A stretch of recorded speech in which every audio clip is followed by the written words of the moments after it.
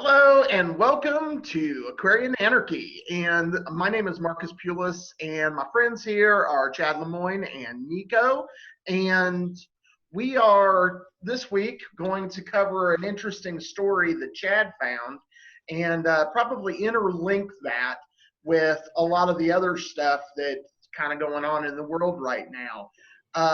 So I think that what we should do is dive in to the article, and probably Nicco and I will start tearing it apart like you've tore me apart. And we'll see where that goes. But and the quote that we have for this week is a Frederick Douglass quote, but let's figure out where we're going to put it. So all right, so Chad, you want to start on that article? Yeah, sure. We'll go right into it. So this is some of you may have seen this this weekend, but on July 5th, there was a statue in Rochester Park of Frederick Douglass that was vandalized. So I will get right into this. This is from the Associated Press. So take that for what it's worth. At least it's not the New York Times. Somebody vandalized. They're saying vandalized the Frederick Douglass. Right. Statue. Yep. So I mean, as you know, there have been all the different protests and statue removal and destruction types of demonstrations that have been going on, and this one's got a kind of an interesting twist. You'll see as we get into this article a little bit, but I will just go right into it. Rochester, New York. Police in Rochester were trying to determine Monday who ripped a statue of abolitionist Frederick Douglass from its base on the anniversary of one of his most famous speeches delivered in the upstate New York City in 1852. The statue of Douglass was taken on Sunday from Maplewood Park, a site along the Underground Railroad where Douglass and Harriet Tubman helped shuttle slaves to freedom. The statue was found at the brink of the Genesee River, I guess that's how you pronounce that. The Genesee River Gorge, about 50 feet, 15 meters from its pedestal, police said. There was damage to the base and to one of the statue's fingers. I want to start digging in. First of all, obviously everybody knows that right now all of these Confederate statues are being torn down all over the place, and Columbus was tore down, all that. Yep. I actually don't have an opinion about that. I mean, I buy into would you leave a statue of Hitler up? I mean, I kind of buy into that. My take on it was basically I care from the standpoint of like I believe that you have to be really careful about tearing a bunch of stuff down and destroying a bunch of things and not having an idea of like history as you go. But there's a way to kind of maybe redirect things. But at the same time, like, unless it's like private property or something like that, in the first place, why did we have tax money paying to construct and erect statues? And why are they all like these war statues? There's not like Gandhi statues or Buddha statues or statues of philanthropists and stuff like that. It's always people on horses with guns, and it's all war based, and it's all state. It's all very, very propaganda based, state sponsored kind of nonsense. And so my take was, these statues have never done anything to me, and they've never done anything for me. So I really don't give a shit, like, to be perfectly honest. There's still ways to preserve history without the statues in all these different places. But I get where some people are, they're kind of butthurt about it and everything. And I understand, I don't know, go like stand out there and defend this stuff. And I don't know. It's just when you get into this whole thing as a libertarian, as someone who believes in like voluntarism, my first question is, why are those things up there in the first place? Unless they were donated and they're on private property, donated by a private person, which in some cases is true. Like this one, as we'll get into it, this one actually was kind of along those lines. I mean, it's on public property, but still. I will continue. Did you have something, Nicco? Or what you mentioned about the propaganda behind it. It's like Monday through Thursday, they got you all tired out from work, and then you come home to watch a cop show. They just reinforce the idea that either cops being good guys or specific people. You got the Christopher Columbus, who that statue got torn down, but there's reasons behind that. And then you have people mad at Frederick Douglass for being a black man. Let's just because that's all we know so far. That's all we know so far. And Frederick Douglass hasn't, from what I know of the recollection of everything, he hasn't done much to hurt white people. He's just trying to help his people out. No, in fact, well, we'll get into that a little bit more, because there's quite a bit of, like I was talking about when we came on, I went through the entire My Bondage and My Freedom book this weekend and finished it up today. And there's quite a bit of this recognition of the different levels of slavery, where you have like the industrial worker white man who was really treated no differently. And actually it was like there was this weird sort of play between the free labor of slavery and the super cheap labor of the poor white man, where it was basically just like they were played against each other. It's like, well, if you don't do this for this cheap wage, I'll just get slaves to do it instead. So what? I got a question. Is that me or who is it? Oh, that's you, boss. That's you, boss. Yeah. Sorry. I gotta mute. What is it? So it's funny that sorry about that. That it's mentioned, and I know this is like kind of off topic, but it just reminded me of there was a rumor saying that the Statue of Liberty was supposed to be black from France, sending it to America, and a representation of it being end of slavery. But they pushed that idea because it's like, no, we're not about to put up a big black woman. Not then. But bro, like, could you imagine like 2 weeks ago when Uncle Ben and Aunt Jemima got canceled, what would have happened with the Statue of Liberty if that had been the case? Man. And so like, if people tearing down like Frederick Douglass statues, right, what would happen if the Statue of Liberty was black? What do you think? People would, what lengths would it have gone through up until this point? I mean, you got 100+ years of that to kind of that's an interesting point. The bottom line is, it would have never been put up if it had been a black woman. They would have never put it up. Not in this country. Not at that time. Right. Yeah. Now they might do it. Now they might do it to just kind of like it would be the black square on Instagram of statues. It would have been like, hey, look, like, did y'all see that the Republican senators pushed to get rid of Columbus Day and replace it with Juneteenth as a national holiday? And it's like, but that's your Instagram black square. That's your blackout. It's like, look there, reparations. Bye. That was essentially it.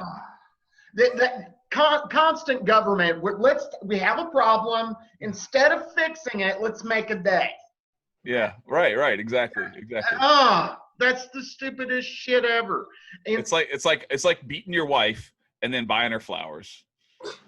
Not even buying her flowers. Not even buying her flowers. Showing her a picture of a flower. Picture of flowers. Right, showing her a picture of flowers. Exactly. All right, let me get back into this thing. I'm 2 paragraphs in. All right, so as President Donald Trump and others pointed at possible culprits, Rochester Police Chief LaRon Singletary cautioned that investigators still don't know why the disheartening act of vandalism occurred. Right now, for me to guess would be pure speculation. Well, yes, that's what guessing is. Singletary told reporters at a news conference. Singletary said investigators will review camera footage. Yeah, that makes sense. Okay, so in Rochester on July 5th, 1852, Douglass gave the speech, quote, what to the slave is the 4th of July, which is kind of interesting because that's what my little song on Friday was about, or Thursday, whenever that was. in which he called the celebration of liberty a sham in a nation that enslaves and oppresses its black citizens.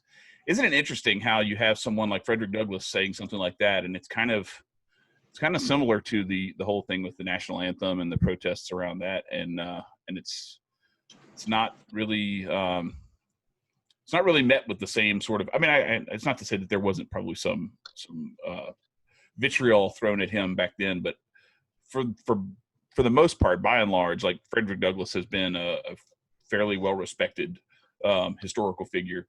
To a slave, Douglass said, "Independence Day is a day that reveals to him more than all other days in the year the gross injustice and cruelty to which he is the constant victim." Carvin Ellison, leader of the project that brought the Douglass statue to the park. So that's the part. It doesn't get into whether that was like I assume it's like a nonprofit sort of organization or a project, but it may have been something that was state funded. Who knows? I could probably dig into that and find out. But anyway, he told the Rochester Democrat and Chronicle, another statue will take its place because the damage is too significant. So apparently, like, the base was damaged enough. The fingers probably seemed like it could have been fixed pretty easily, but it looked like it was a copper or bronze statue, so it may have been too difficult. Well, I would guess also if they're trying to repair it, they're just filling it with bronze. If it's a finger knocked off, that's not a big deal. You just have a little line around it. But if his head's knocked off, it looks like it wasn't that. It was just I think the base is probably so damaged that to try to fix it would just be it would just keep like wobbling, and it'd be that sort of thing where it would be unstable. Is this some type of retaliation because of the natural fever over Confederate monuments right now? Very disappointing. It's beyond disappointing, Elson told WROC. Statues depicting Confederate leaders have been toppled or vandalized recently around the nation, but the destruction of a statue honoring the famous abolitionist set off a round of public mourning and finger-pointing on social media.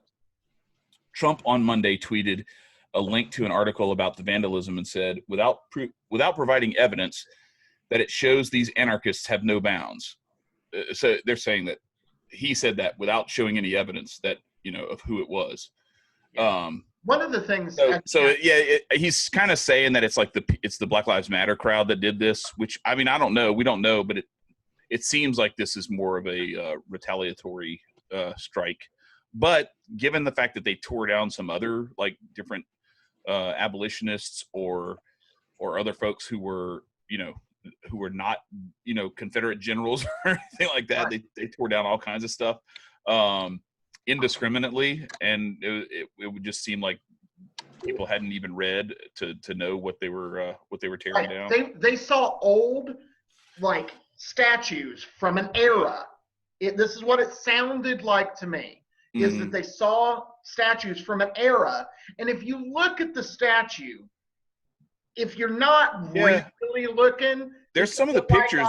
There's some of the pictures of Frederick Douglass that if it were black and white and not a colored photograph, like it's hard to tell because of the way that it's depicted. And I think I'm trying to remember, he's like, it's like 1/32 or 1/16 or something like that, white or something like that. Like it's like his great grandfather or something to that. That nature. But anyway, it's one of those, I don't know, and I don't want to speculate on it. The point is to get into whether you're on the left and you're destroying these statues because of what they represent relative to racism, or you're on the right and you tore down Douglass because you were retaliating.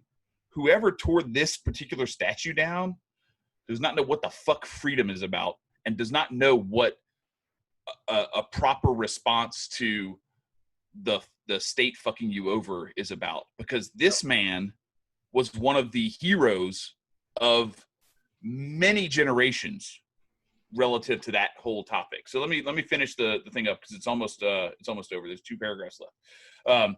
Kenneth B. Morris, great grandson of Douglass and co-founder of the Frederick Douglass Family Initiatives, said in a statement that the vandalism may have been simply a case of 2 intoxicated young men testing their strength on an inanimate object, as was the case with another Douglass statue in 2018. I can't tell if that's sarcasm Right. or if he's because it's like, wait, that's your like great grandfather or great grandfather. I wouldn't like chalk it up to that. Given the climate right now, I don't think it's just like, yeah, it's probably just two drunk guys seeing if they were strong. What they were gonna do. I don't think that's what happened in 2018 either. Not at all. Perfectly honest. Not at all.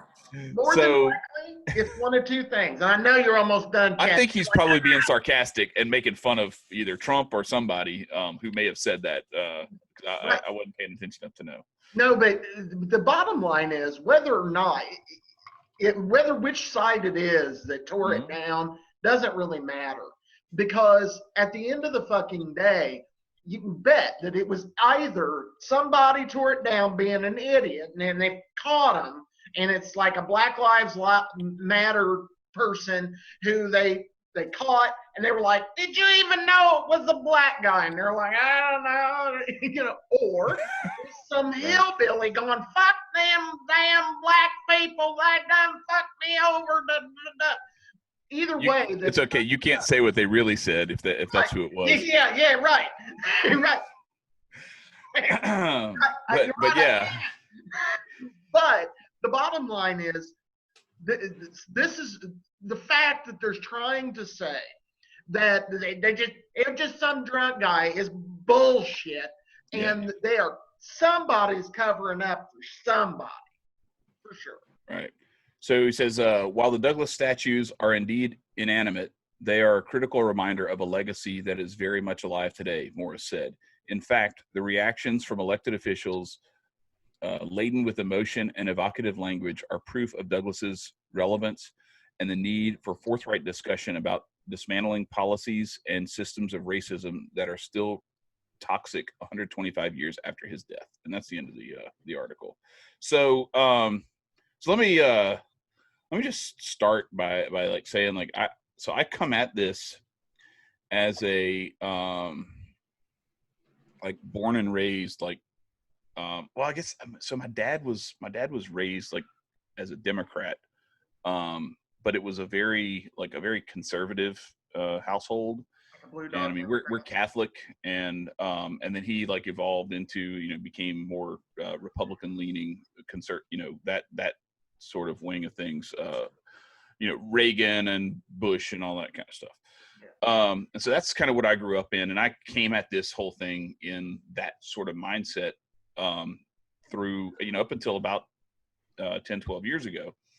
And so for me, but what I've always had is like this real deep, like,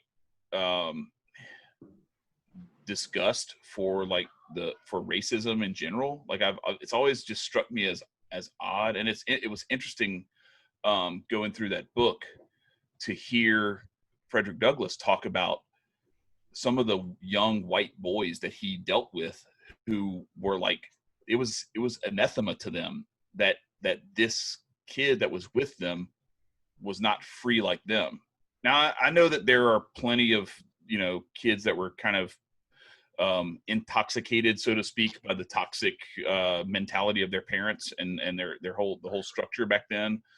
But I think there's a lot of, until you get to a point where you are jaded and tainted by the structure around you, the natural instinct of human beings is to see the humanity in one another, and to not really be able to understand, like, well, I don't understand, like, why aren't you able to do this, that, and the other? Like, why can't you do these things?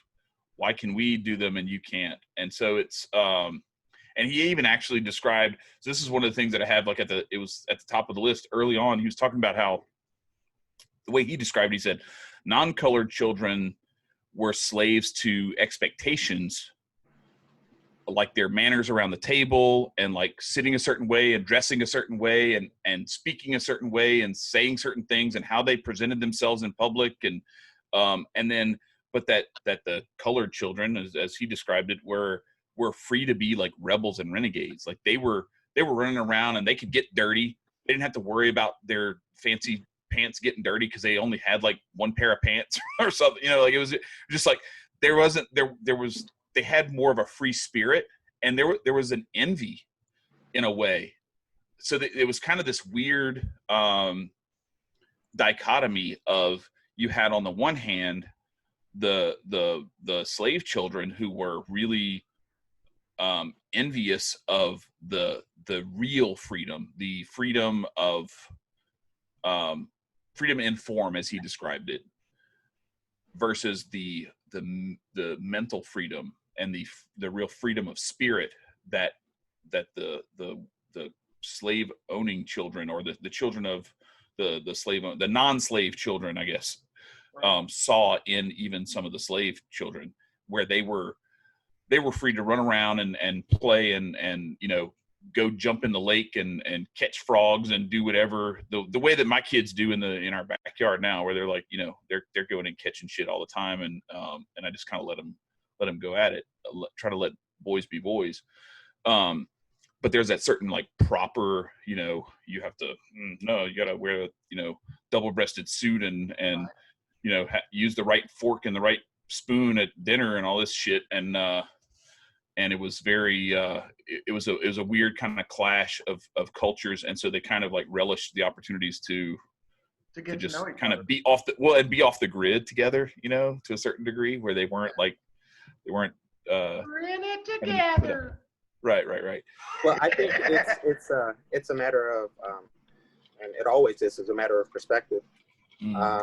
So like, for example, when you said there's the two differences in like eating, and like where I have to have my salad fork and my dinner fork, right, and then I got my soup spoon, and then I just got my teaspoon. So there's when you add all those variations and variables onto a kid, and while a kid sees another kid, so like I'm at work or home and I have homeschool, but there's already a kid that's homeschooled and he's done with all of his work, but his work is different. He enjoys life differently. I got to go to school. He goes to homeschool. I enjoy his freedom because he's done with all the work by the time I'm already at home.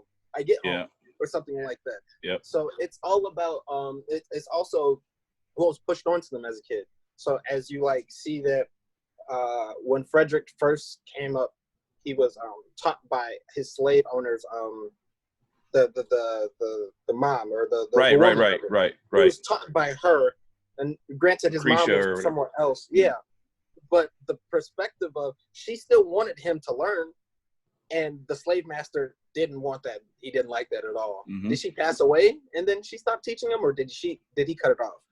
I can't remember. Well, I mean, there was a little bit of a combination of both, but I mean, she eventually died. But yeah, it's interesting that you say it, because there's some of that too, where like, so one of the things that he talks about was how, and you and I talked about this on the phone today, about how they had like this ignorance expectation, and they wanted to keep them from learning because they were afraid that if they learned, they might actually start to get uppity and want freedom and to actually like figure out, hey, wait a second, kind of like that scene in Ants, or no, I'm sorry, not in Ants, in a Bug's Life, where they're like, hey, there's more of us than there are of them. You know, let's revolt, and we got this. And so there was some of that, but then there was also, he said that like a lot of times what you did was, to avoid suspicion, you just played along and pretended to be ignorant. You didn't let them know that you knew what you knew. You hid that you knew what you knew, because it was easier that way to avoid that suspicion. Much easier. Well, and you can see this in the classrooms of today. You can see this, like I face it. I have Nicco, for your benefit, I have a 10-year-old little girl, and she, in her classes, gets rewarded not by the teacher, but by the fellow students, if she pretends like she's cutesy or dumb or whatever. And I think that part of that's because we live in a rural culture that is largely masculine. No, man, it's like that. It was like that. We had the pretend dumb girls at my school. in the middle of the city. And I'm not in a big city. I mean, Baton That's Rouge, agitating though. but That's a headache. It's a big deal. Like there's a thing where like for girls too, and for some guys too, like there's that dumb jock sort of mentality that, or not mentality, but that persona. Yeah, that facade that guys will put on too. And then there's the dumb cheerleader girl thing like that. And it's just like, and the guys are like, oh, sweet. She's stupid. All right, this should be easy. And so it's kind of, it's weird, but it's like, where the hell does this shit come from that like being stupid or being ignorant is like attractive? Right. And trace it back to the, I mean, I don't know. Maybe there's some other. It's funny that you say that because like, in the Black community, as you can see that I sound proper, and it's so agitating. Like I legit want to fight people when I'm like out in the hood or like I go somewhere else and they're like, "Oh, you speak white." I look at them like they're stupid. Like, right. What's white sound like? What does it sound like? Right, so right. Have you been to the South? Have you been to like Southern Alabama? Because you don't talk like those kind of white people. I guarantee you that. You don't talk like this. And I'm sorry, saying, Marcus. Like, they got Indiana too. Sure. Hey, I stroll in once in a while, man. It gets annoying that like you have to play. There's roles to play. So like. Every once in a while, it's like a street cred thing too. It's like a street cred thing too, where that you heard. I mean, you watched the Young Pharaoh Hotep Jesus interview last night, and he talked about how like it's almost like this thing, like no man, I'm on parole right now, like I'm legit, and it's like wow, like how cool would it be if the street cred wasn't like I own these 3 companies. Instead of, right? No, look, I've got street cred because I've already been to jail and I'm on parole right now. Yeah. Like and that's the mindset. That's the envisionment. Like if you don't have, and it's like again, it's a popularity contest of who wants to be dumber. Mm-hmm. Like it's the popularity contest of who wants to be dumber, because I would hate if my girl is stupider than me. Like I've had my slow moments, plenty of them, but I need somebody to challenge this. Like that's all that is. And for it to be rewarded, what was it? It was saying, there was somebody saying that like, instead of rewarding our girls saying, "Oh, you're cute. Oh, you're this." Nah, go for you're intelligent. Go for because. All right. So let me step in. Let me step in on that because I have a different perspective on that. So I don't even tell my kids that shit, because that shit's fucking bullshit too. You are not responsible for how intelligent you are. You are not responsible for how good looking you are. You're not responsible for how physically strong you are. Or any of that. Well, I mean, to a certain extent, you're responsible for your choices, right? Your effort, your kindness of heart, how you treat people. These are the things you can be proud of. And these are the things I will express pride over, like, hey, I'm really proud of you for doing that. I'm really proud of you for acting that way. I'm not proud of you because you look good. Like, you don't have shit to do with that. Like that's right. That's shit you were born with. Some stuff that you got born with. Yeah, some stuff that you got born with doesn't have shit to do with what you should be proud of and what you should be modeling, what you get up in the morning to try to achieve. So I redirect towards what kind of choices do you make? What kind of energy and effort do you put into things? How kind are you? How loving are you? And how generous are you? Those are the things that to me are the things that we should all be striving to take pride in. Because if everybody put their energy into those things, and we stopped all this shit about like who, like all the it's really crazy if you think about what's his name? Marshall Rosenberg in Nonviolent Communication talks about how he's like, if you want to ruin your self-esteem, he said, open up a magazine, look at some celebrities, and start comparing them to yourself. Because look at how they look. Look at you're not winning that. Because the shit's all airbrushed and fake anyway. They're like, first of all, they have like physical trainer. They don't have shit to do except like get like their workouts and everything in for the next movie that they're going to be in or anything like that. Yeah, exactly. They got all the cheat codes. They got all the cheat codes, including airbrushing, all kinds of plastic surgery and everything which in 20 years is going to look like ass. So if you really think about like what we should be looking at is within and not without. And actually, honestly, like I think that you start to see you can see like into someone's eyes and you can see who they are. And when you start to see people that way, you see beauty in ways that you didn't see it before. And so to me, that's way more important, is to focus on those things. And that's why like this, it was really interesting to go through the childhood, which is like the first almost half of the book, to hear how in the midst of all that bullshit that was going on, that was being done to him and that he witnessed being done to other people, to see how he like could see the people for who they were, and the people who he recognized and who he loved and who he kind of gravitated towards versus who he avoided or in the end bowed up on. Because that's when it got real. Yeah. The thing is, a lot of these topics, one of the things it breaks down to come back to some of the stuff that you were talking about, is that, you know, we have this idea that freedom is some state that you achieve by doing this act, this act, this act. It's just another kind of popularity contest. It goes back to that. That's not where it's at.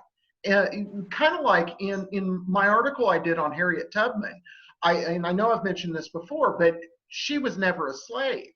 You know, there's one of the spiritual teachers that I follow is a guy named Sri Ramakrishna, who is a Hindu. And he said that bondage is of the mind. Freedom, too, is also of the mind. If you say, I am a free soul, I am a son of God, who can bind me, free you shall be. In other words, you're free by birth. And by assuming that you need this or that quality, no matter what that quality is just insane. You know. And well, and I've fallen into that sort of thinking too in the past, where like, man, if I only had this much money, or if I only had this, if I could get past this obstacle, then everything would be. And it has a way of like imprisoning your mind to like, I can't do the things that I need to do until someone else removes this thing out from in front of me. And what's interesting is you listen to this man talk, and he just was like, oh, fuck that. I'm gonna do it myself. Right. You know, almost like fuck you, Jobu. I'll do this myself. Right. Yeah, and that's what it takes. And think about it. That's what each of us, all three of us, most of the people that we kind of run in circles with, whether you're talking about Hotep Jesus, or you're talking about Adam Kokesh, or you're talking about Josh in the Libertarian Party running for chair, you know, right. Josh Smith.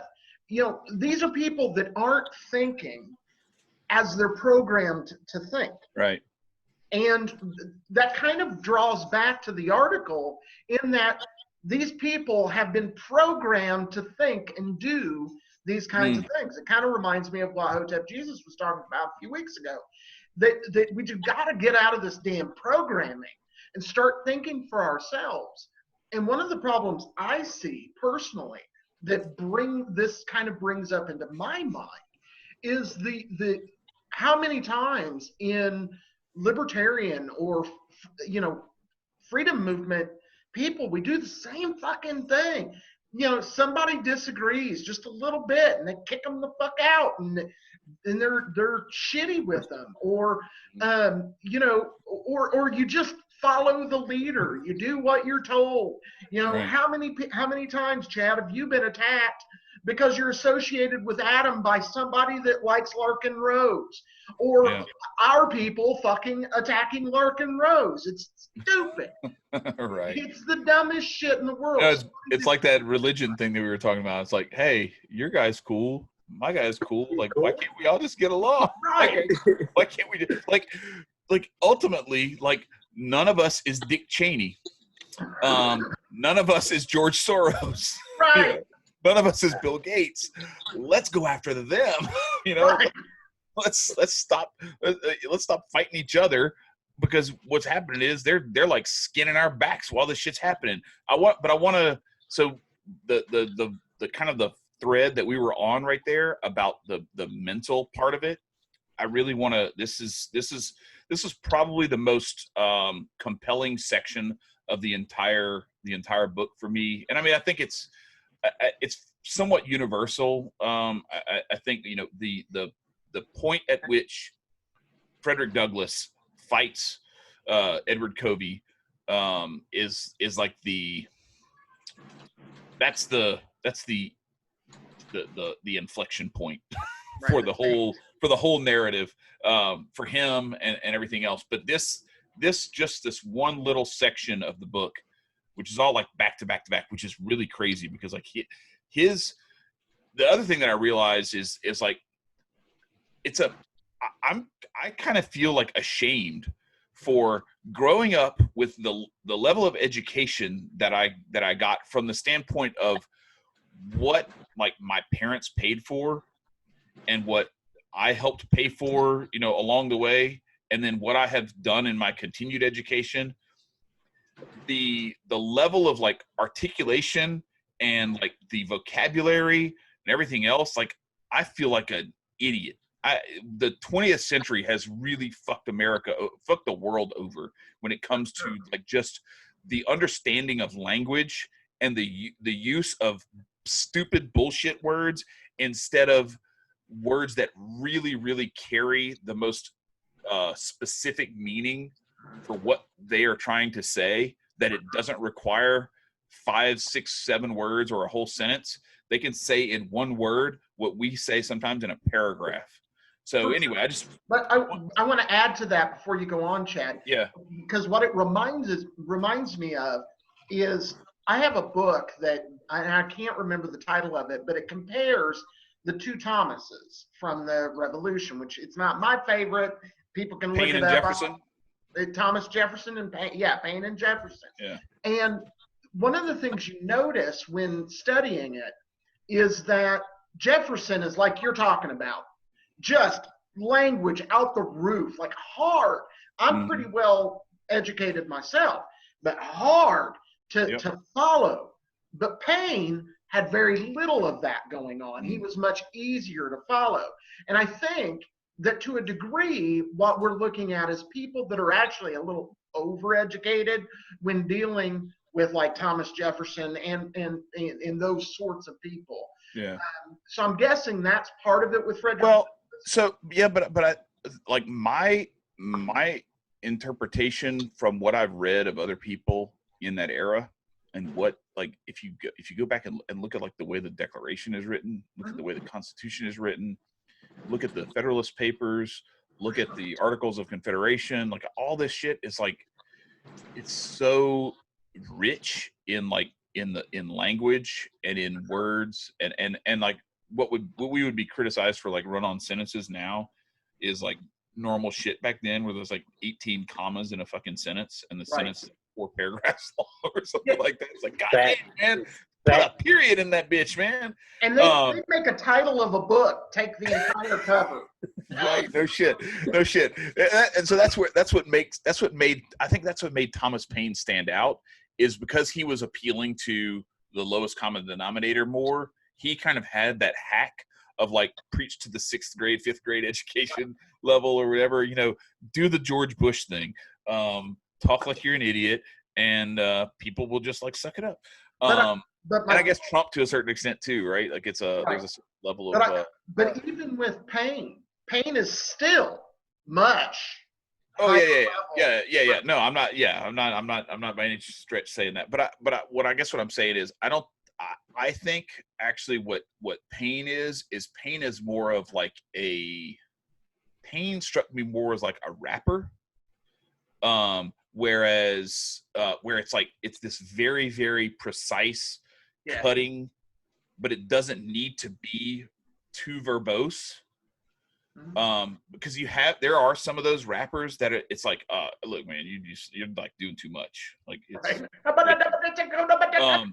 yeah, no, that's the stuff. That's Thomas Paine.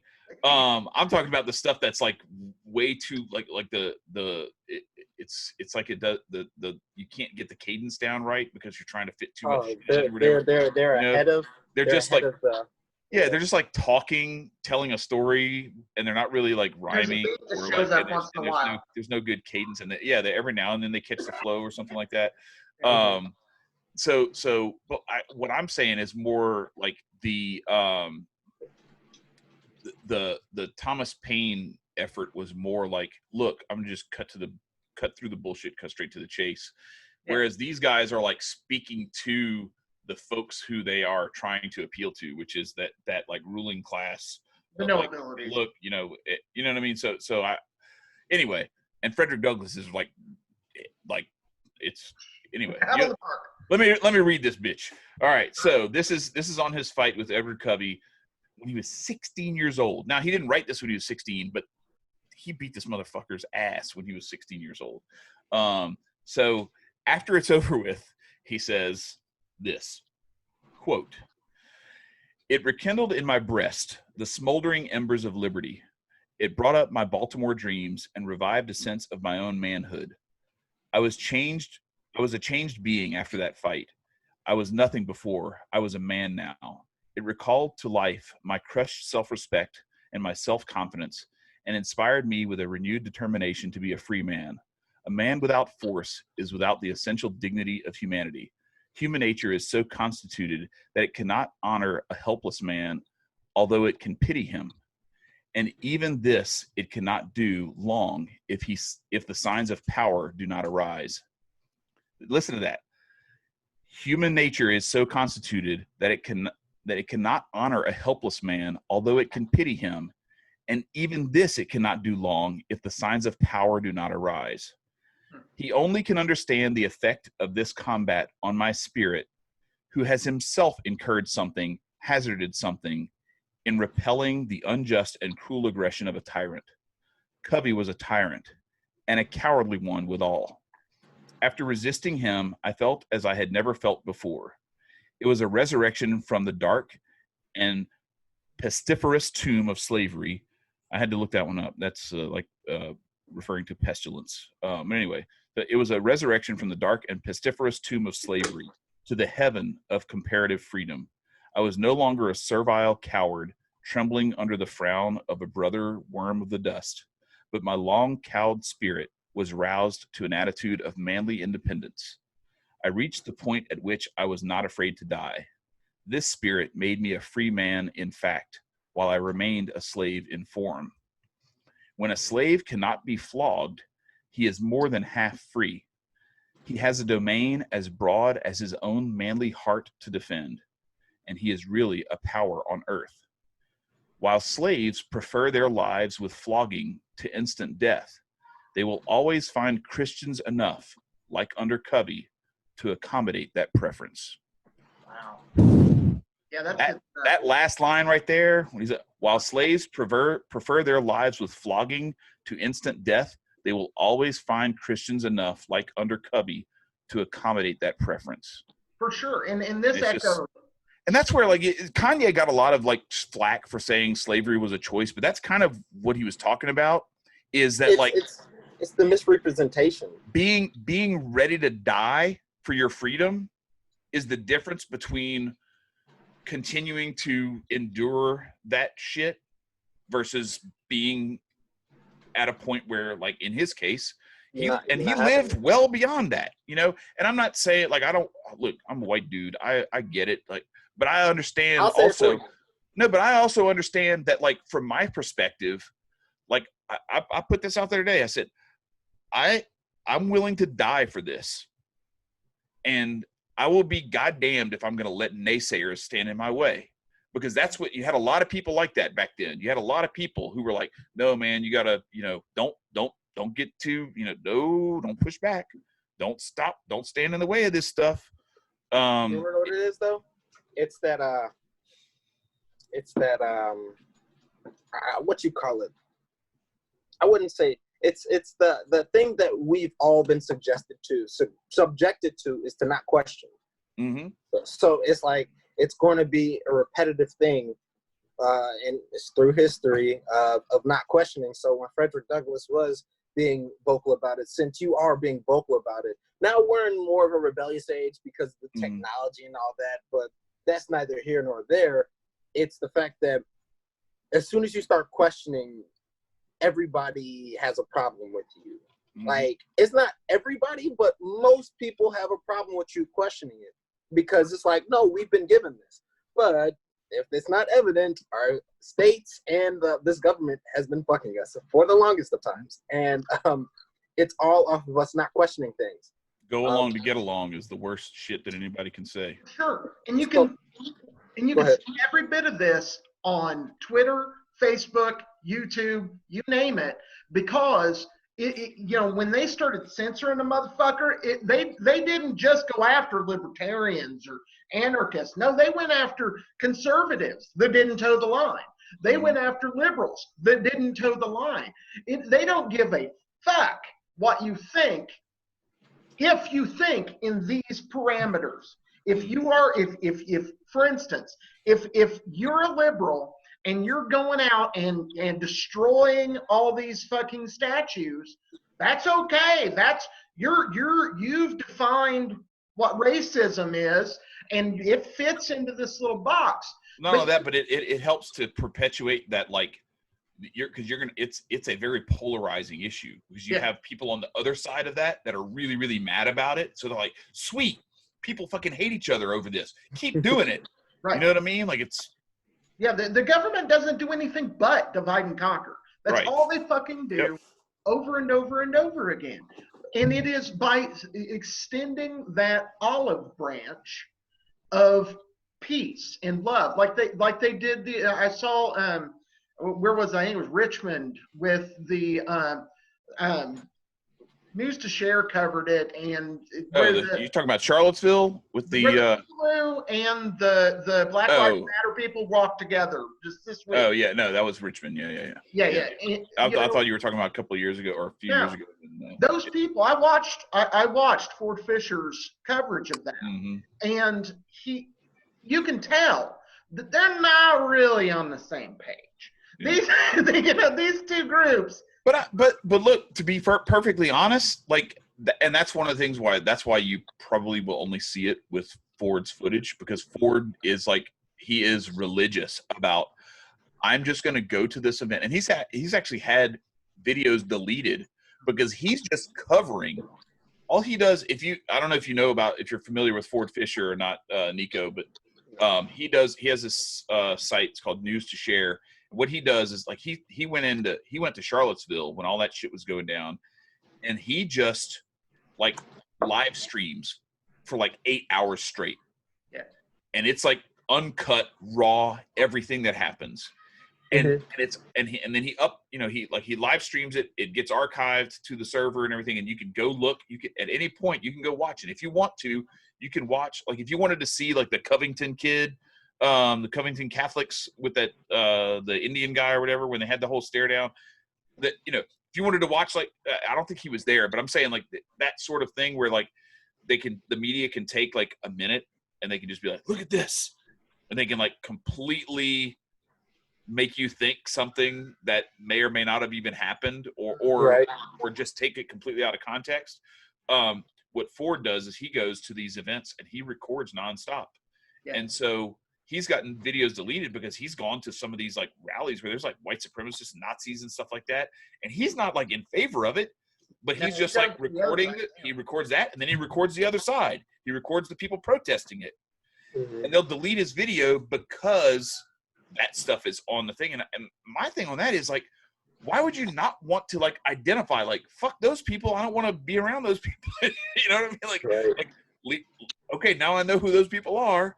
I don't, the next time they do some shit, I'm going to ignore it. Or I'm going to, like, tell people, like, hey, by the way, here's this video of those people being fucking Nazis.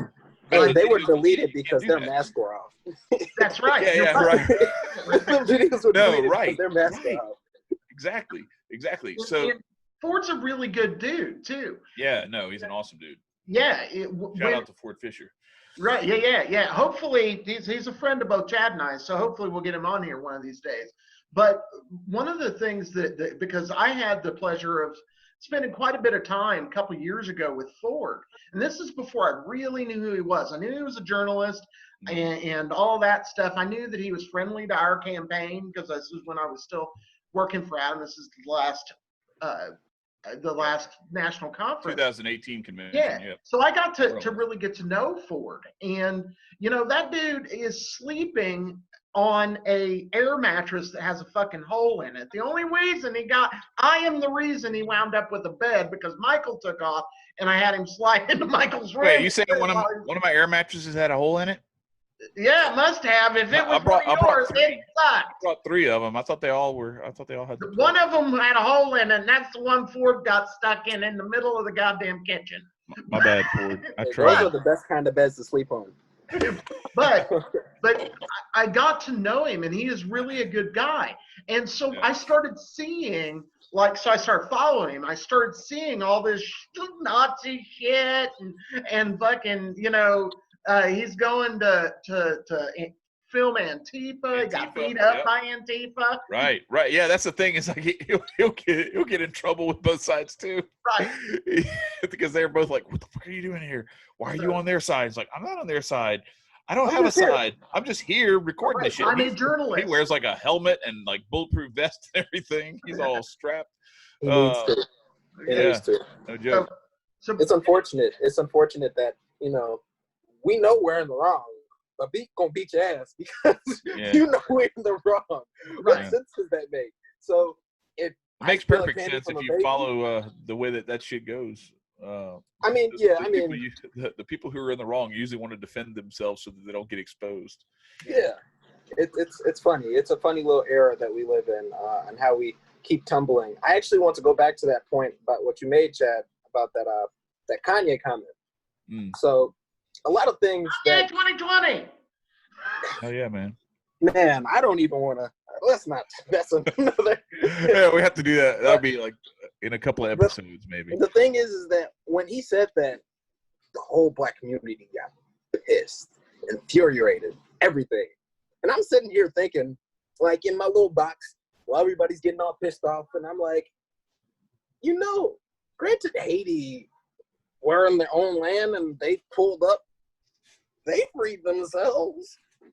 And granted, they used guerrilla warfare and other things, other tactics that helped them out. It's the fact that they said no. Yep. They just said no because they were sick of the shit. They were just sick of it. And when you get sick of something, be it your kids, your dog, or your neighbors, you go say something, you go do it, or you just huddle up in your ball and let them keep kicking you.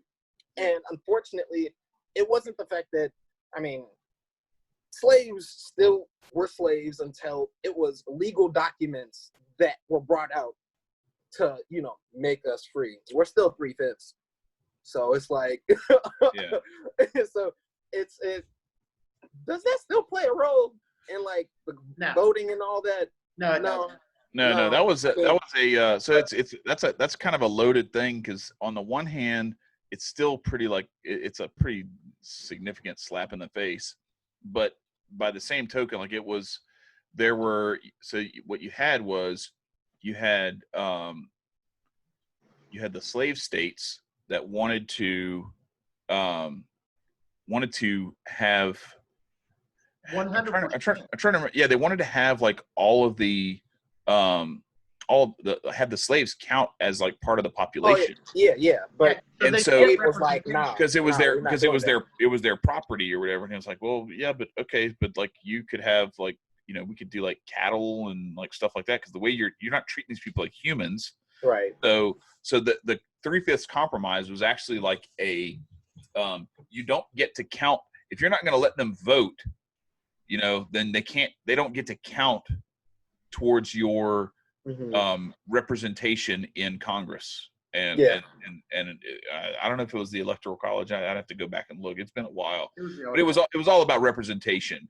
And so that was just kind of like a way to to appease and compromise. So that's why, you know, the 3/5 compromise. It was just a compromise to say, okay, look, you get something for the fact that they're people, but 3/5 was like they wanted them to be like, okay, here, we'll give you this.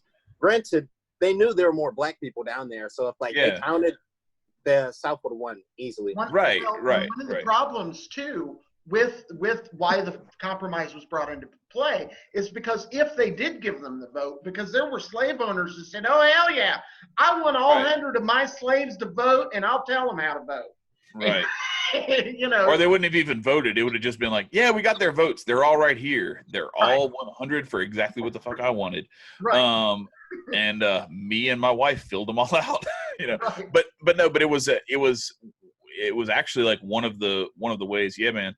It was one of the ways that hey, Nicco just straight left. Well, I'll wait till he gets back. Well, but explain it, and then we'll paraphrase Nicco. Yeah, but no, it was one of the ways that they made it possible to eventually get rid of slavery. But there was more to it than that. It was I even like the whole Civil War thing. We don't have to get into all that, but like so much of this stuff is there's way more credit given to the abolition of slavery as it was enacted in law. There's way more of that, way more credit given to the benevolence of the people who made it happen than is actually deserved, because there were like real true abolitionists who wanted people to be free. And then there were people who were just like, yeah, well, we don't want the South to keep having free labor because we have to compete with those prices. Right. And it wasn't even about like humanity. It was about economics. For sure. But what I also want to point out to it too, kind of like the way that we fight for like, hey, look, it's not fair that the Chinese are like, you know, exploiting these people. Apple should get to exploit these people instead. Right. Yeah. So two kind of something Nicco was kind of hedging on though is we are not free. They say they freed the slaves with the Civil War. The truth is we were relatively free from the end of the Civil War until 1913. Along comes Woodrow Wilson. We just went ahead and we have a better way to enslave you. Here's a monetary system that takes all of your wealth away. So it's not like we have people say we live in a free country. No, we fucking don't. And we need to stop saying that bullshit. We ain't never lived in a free country. Ain't never. Not once. Not for one moment. This country has never been free. The freest it was between the end of the Civil War and 1913. That's it. And that wasn't free. That's just freer. And speaking of the number 13, Nicco, you want to go into the 13th Amendment? Oh, boy. Why you do that to me? I mean, I can do it if you want. I'll leave it to you. Yeah. So I don't know. I mean, Marcus, are you familiar with this? Everyone should be familiar with this. The alleged abolition of slavery amendment makes a special corner case allowance for indentured servitude for anyone who has committed a crime. So all you have to do is pick a brother up for sure a dime bag or shit. I mean, you could just have a joint in the car, and now it's like, all right, we can have him pick up trash on the side of the road in an orange jumpsuit, and we can make him make license plates and whatever the fuck else. Oh, work for Hillary Clinton. Work for Hillary Clinton, exactly. Shot in the back of the head with two guns and commit suicide. Yeah. No. I mean, like what he's talking about is like they actually had prisoners working on their property. Yeah. The Clintons had prisoners working on their property. And how is that legal? Because or the Bush. So anyway, but yeah, it's some clever devils we're dealing with here. Super slick with the tongue and pen. Yeah. And so a lot of what we're doing too, because to go back to the statues and stuff. Yeah. A lot of, we were talking earlier where everybody's got this big military, soldier stuff. That's all programming. That's all keeping you looking at to be honored is to be a member of the state. To be honored is to. Oh, you mean the statues and and how that's revered? Yeah. For sure. And what I think what I find ironic about the tearing down of the Frederick Douglass is he is everything that's not. Like that, he is not a big, war hero. He's not all those things that the state wants us to revere. And if you dive into damn near anything he said, was he an anarchist? No. I get so damn sick of anarchists or voluntarists hitting me with he wasn't hard enough to the paint on anarchy. It's like, right, but he did. If you look at this dude's history, like I'm here to say right now, we could put a link in the description or whatever if you want. Everybody should read, or if you want like audiobook or whatever, listen to that book, My Bondage and My Freedom, because I don't know that there's a more like true self-made man in the history of the world, possibly. I mean, nice. I say that like I know there's probably somebody be like, oh, well, you don't know about, and whatever, you come up with a name. But this dude went from like being like moved around all over the place as a slave, and at an early age, he was teaching himself to read and write. He was taking so one of the things that they did that he talks about in the book, they had the boards when they were building boats that had the starboard and a larboard side. So they had S and L, and he just like, and it was like starboard, larboard, and then aft and I don't remember. Anyway, but he just learned. So they wrote on the boards. They wrote the letter for each of those directions, and he just learned those 4 letters and learned how to write them just from watching the boats being built at like 8-9 years old. And then he started messing around with his friends who were like either some of the non-slave white kids or whoever, and he started like learning some stuff with them. And then he would go back to like his slave friends or whatever, and he'd do stuff with them, and he was learning and he was teaching. He was learning and he was teaching. And then he started to like he actually like learned to read and learn to write. And then that's what I'm saying. Like you read this book and you're like, God damn, this dude taught himself to read. Wow. Like this dude writes better than like 80% of my college professors, if not 100% of them. Right. And can you imagine if in Nicco, tell me if I'm wrong, but I don't see this today in the Black community.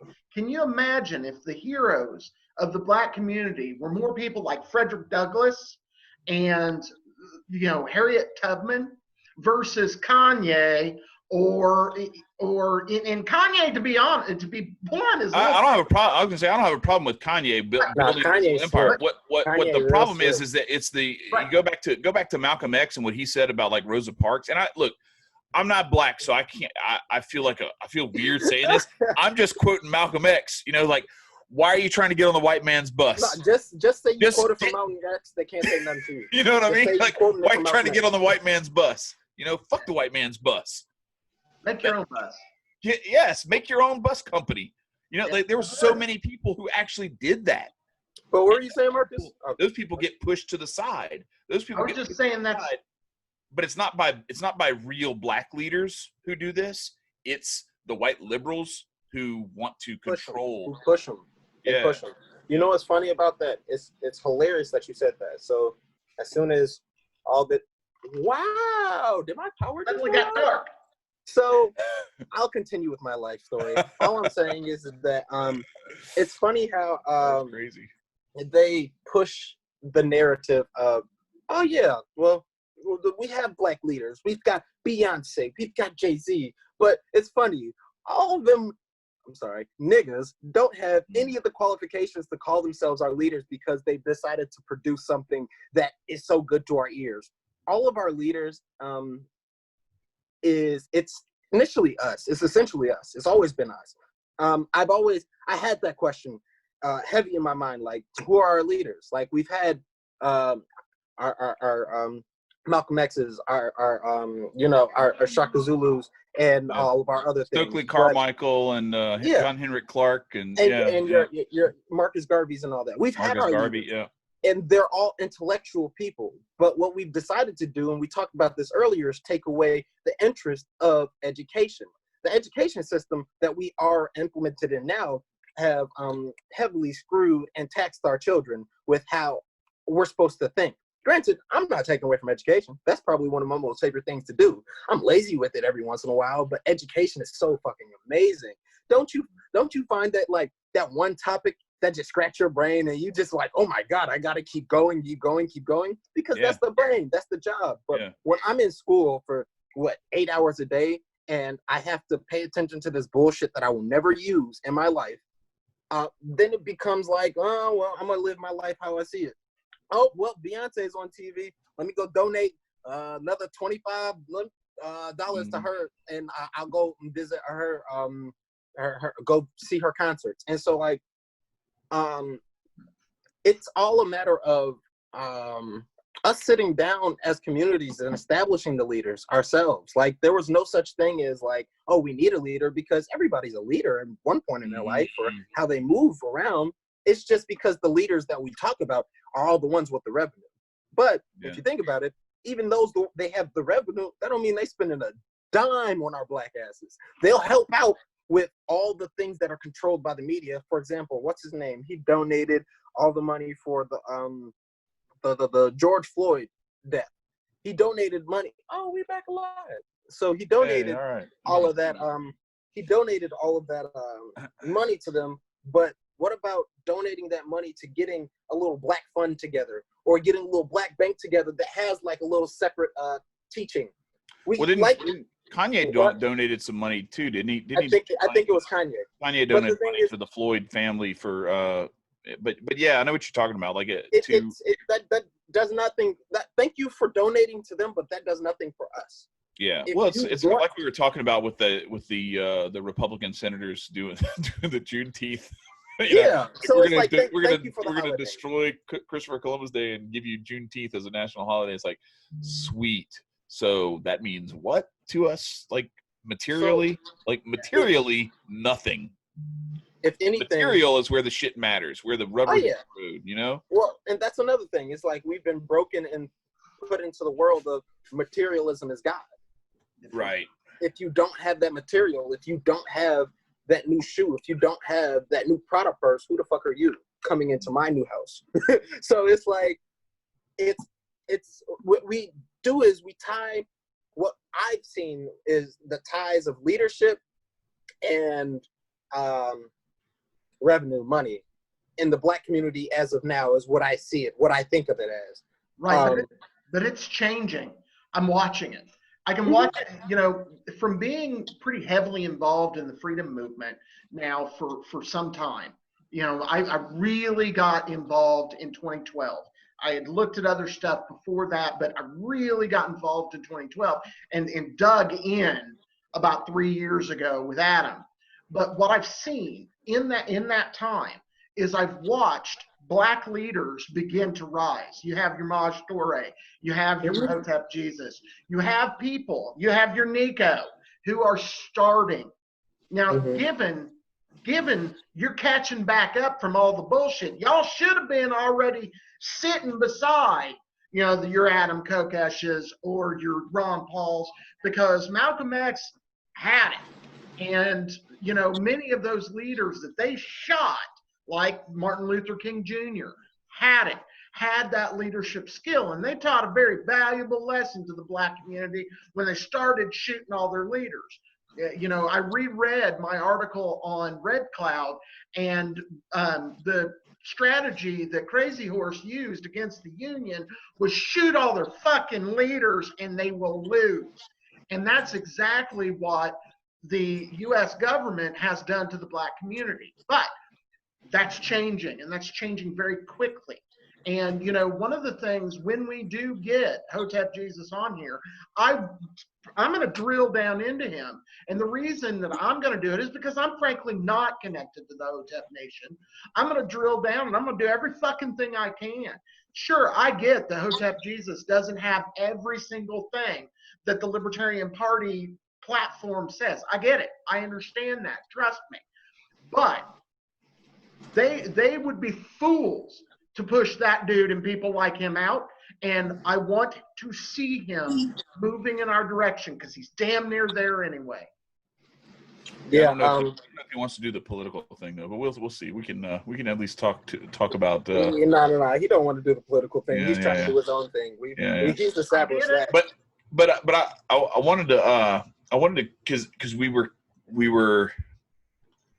I think I pulled a bunch of different segments and quotes out of this book because we're in the discussion about Frederick Douglass and how all this stuff relates to him and that statue and what that statue means in terms of our history and when we talk about preserving history and everything. So on the one hand, if you think about it like this, so think about how if the left did this, if Antifa or BLM or whoever did this, how retarded that is from the standpoint of like, do you even fucking look at the statues before you pull them down?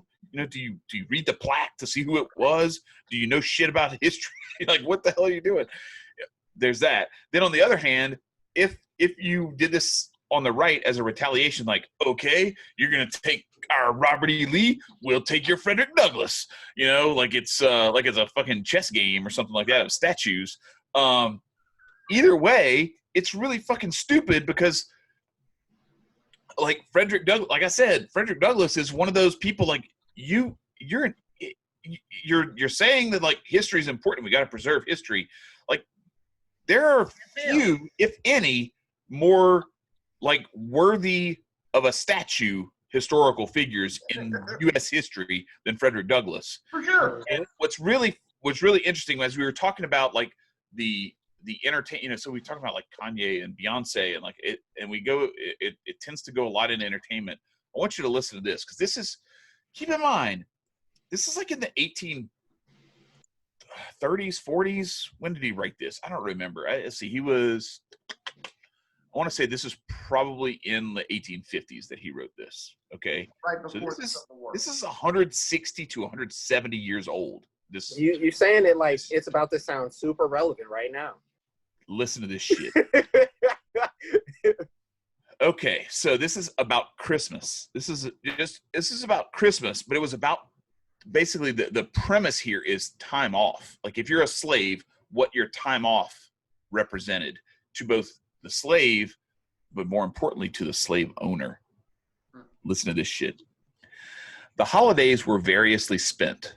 The sober, thinking, and industrious ones of our number would employ themselves in manufacturing corn brooms, mats, horse collars, and baskets, and some of these were very well made. Another class spent their time hunting possums, coons, rabbits, and other game, but the majority spent the holiday in sports, ball playing, wrestling, boxing, running foot races, dancing, and drinking whiskey. And this latter mode of spending the time was generally most agreeable to their masters. A slave who would work during the holidays was thought by his master undeserving of holidays. Such an one had rejected the favor of his master. There was, in this simple act of continued work, an accusation against the slaves, and a slave could not help but thinking if he made $3 during the holidays, he might make $300 during the year. Not to be drunk during the holidays was disgraceful, and he was esteemed a lazy and improvident man who could not afford to drink whiskey during Christmas. Wow. Yeah. What an indictment of like what you were talking about. Like go to work Monday through Thursday, Friday comes along, cop show, get my beer, get my whiskey, get my whatever, football's coming on, and now the fucking NFL, they got like Thursday night football, Saturday night football, Sunday night football, Monday night football. You got the college all day. They're bringing in the XS, they're bringing in the XFL in the summer. Like you don't have enough football to watch in the summer and everything. It's like, God damn, man. And then bring on the gladiators. It's the sports, ball playing, boxing, running foot races, dancing, drinking whiskey. It's like, damn, man. It's like they just want you like occupied with, and it's not to say that like there's not a place for recreation. Like we need a break. We need to like do some things that kind of right, exactly, it invigorate us and inspire us. But the thing is, what they wanted, and he goes further into this after this part. I didn't quote all this, but he talks about how they didn't want you industrious and think moving in that way, because what they were doing is they were making this stuff in their spare time because they could sell it and make money off of it. They didn't want you doing that, and then eventually be self-sufficient. They didn't want you doing that because $300 back then was like fucking $3,000, $300,000, $3 million. I don't fucking know. It was heavy bread. Like they would send them off to work, and they would come back with their wages, and you had to give them your wages, and they'd be like, here's a quarter. If they really, really liked you and you're really, really well favored, from some of his descriptions. But what he talked about was they wanted you drunk, and they would even listen to this shit. They would have competitions among the slaves to see who could drink the most without getting like drunk under the table. And it was like this sort of like bravado, like back to the thing we were talking about like, being, acting stupid at, like what you were talking about, Marcus, with your daughter, like, trying to be cutesy and all this kind of stuff. Like there's all this stuff that's like, this is not by mistake. This is by design, that the people who rule over us want to perpetuate this idea of popularizing stupidity and numbness and lack of vigor. They want to popularize that. If you look at some of the stuff, like there's all these signs, and it's real cute and everything. I went to there's somebody, I went to their little place of business, and it's funny, it's cute and everything, but she's got like these signs, like one of them says, "I have not yet begun to procrastinate," and then the other one's like, I don't have time to do whatever today. It's like, it's all this stuff like laziness and like ineptitude and deadbeatness is like glorified and like made to be funny. Like, ha ha ha, I don't have time, my house looks like shit, whatever, or my, sorry, my car's so trashy, I don't have time to clean up, ha ha ha ha. It like we're in this mode of thinking that like being a slob and being drunk and just doing TikTok dances is like the thing. Yeah. And building yourself and getting to the point where you can rise to their level, they're not fucking doing that shit. Nope. Bill Gates' kids aren't fucking on TikTok, I guarantee you. Nope. He probably give them the vaccine. He saw them on TikTok. No. It is like documented. His kids do not get vaccinated.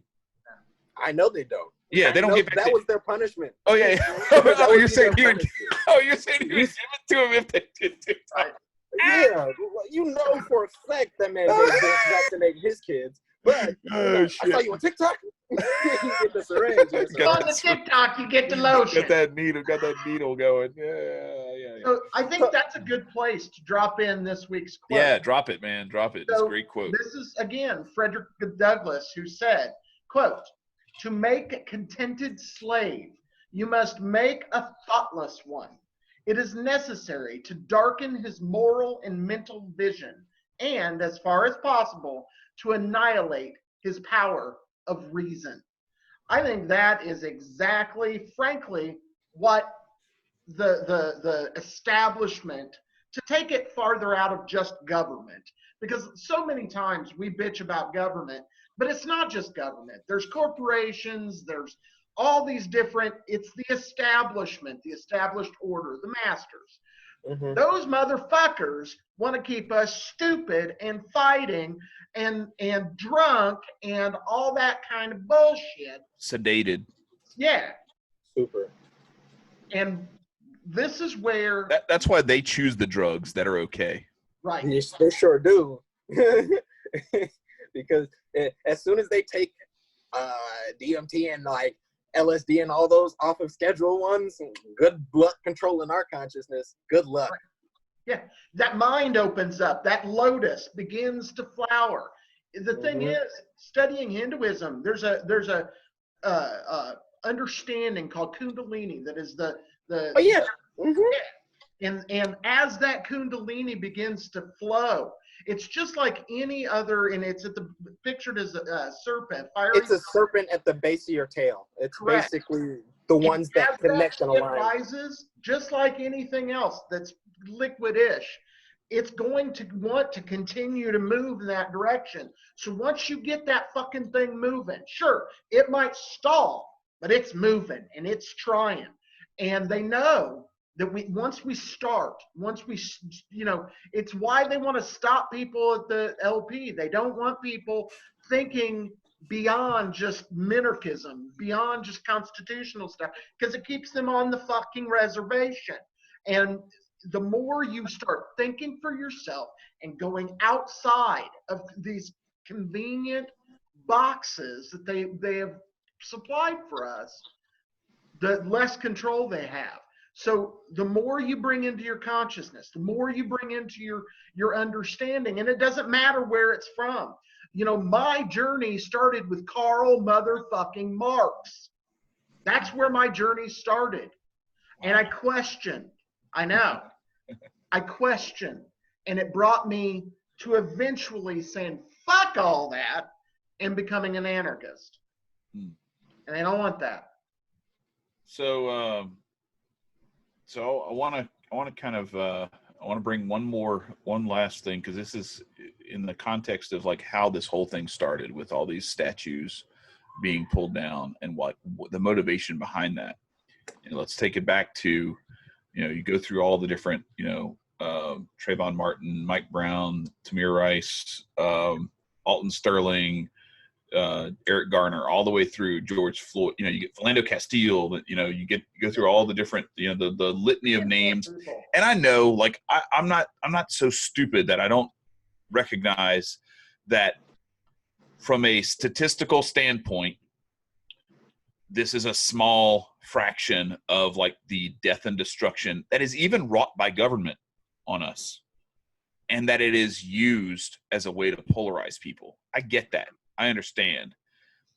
But as the backdrop for this article, for the fact that these statues are being taken down, and that Frederick Douglass is being his statue was taken down either in retaliation or in an act of like, the baby being thrown out with the bathwater. Either way, I want you to listen to this, because this is really, really an interesting. Again, this is one of those. Nicco, get ready. This is 160 to 170 years old, but goddamn if it don't sound like it got written yesterday. Let me sit up for this. One of the commonest sayings to which my ears early became accustomed on Colonel Lloyd's plantation and elsewhere in Maryland. Oh, sorry. No.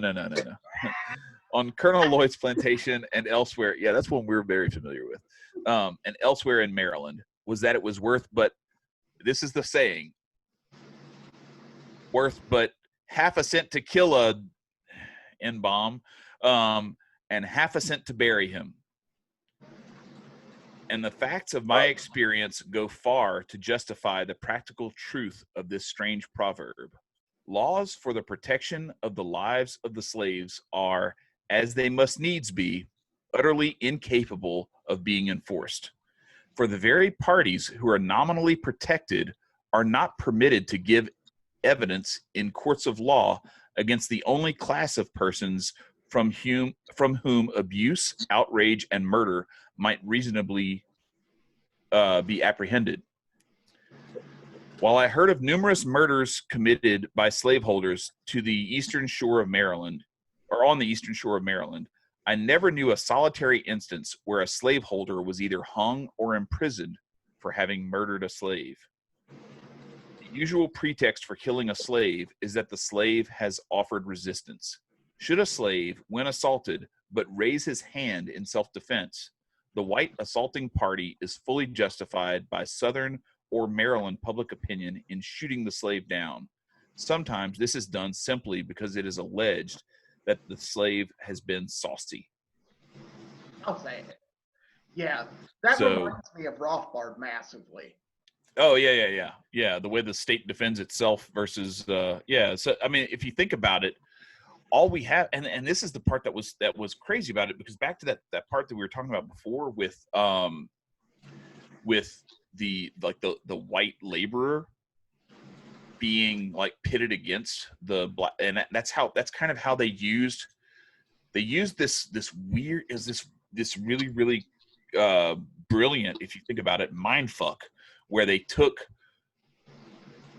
black slaves and white working class damn near slaves and made them hate each other because the white nearly slaves blamed the black slaves because they were told to blame them for their low wages. Like, I'll just get some of them to do your job for you if you don't want to do it. So then you're like, fuck those people. Kind of like the way that we're doing with the Mexicans and stuff now, where it's like, they won't, fuck them. We don't want them to come over here and do this shit for cash and not get charged taxes and, and all this. Wait, can I interject real quick? Yeah, go ahead. There's two things. One, how you gonna hate me?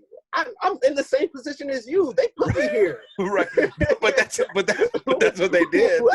But that's what they did, and that's what's so crazy about it. So what's the second thing? And the second thing would be that the kind of brainwashing to be used for that.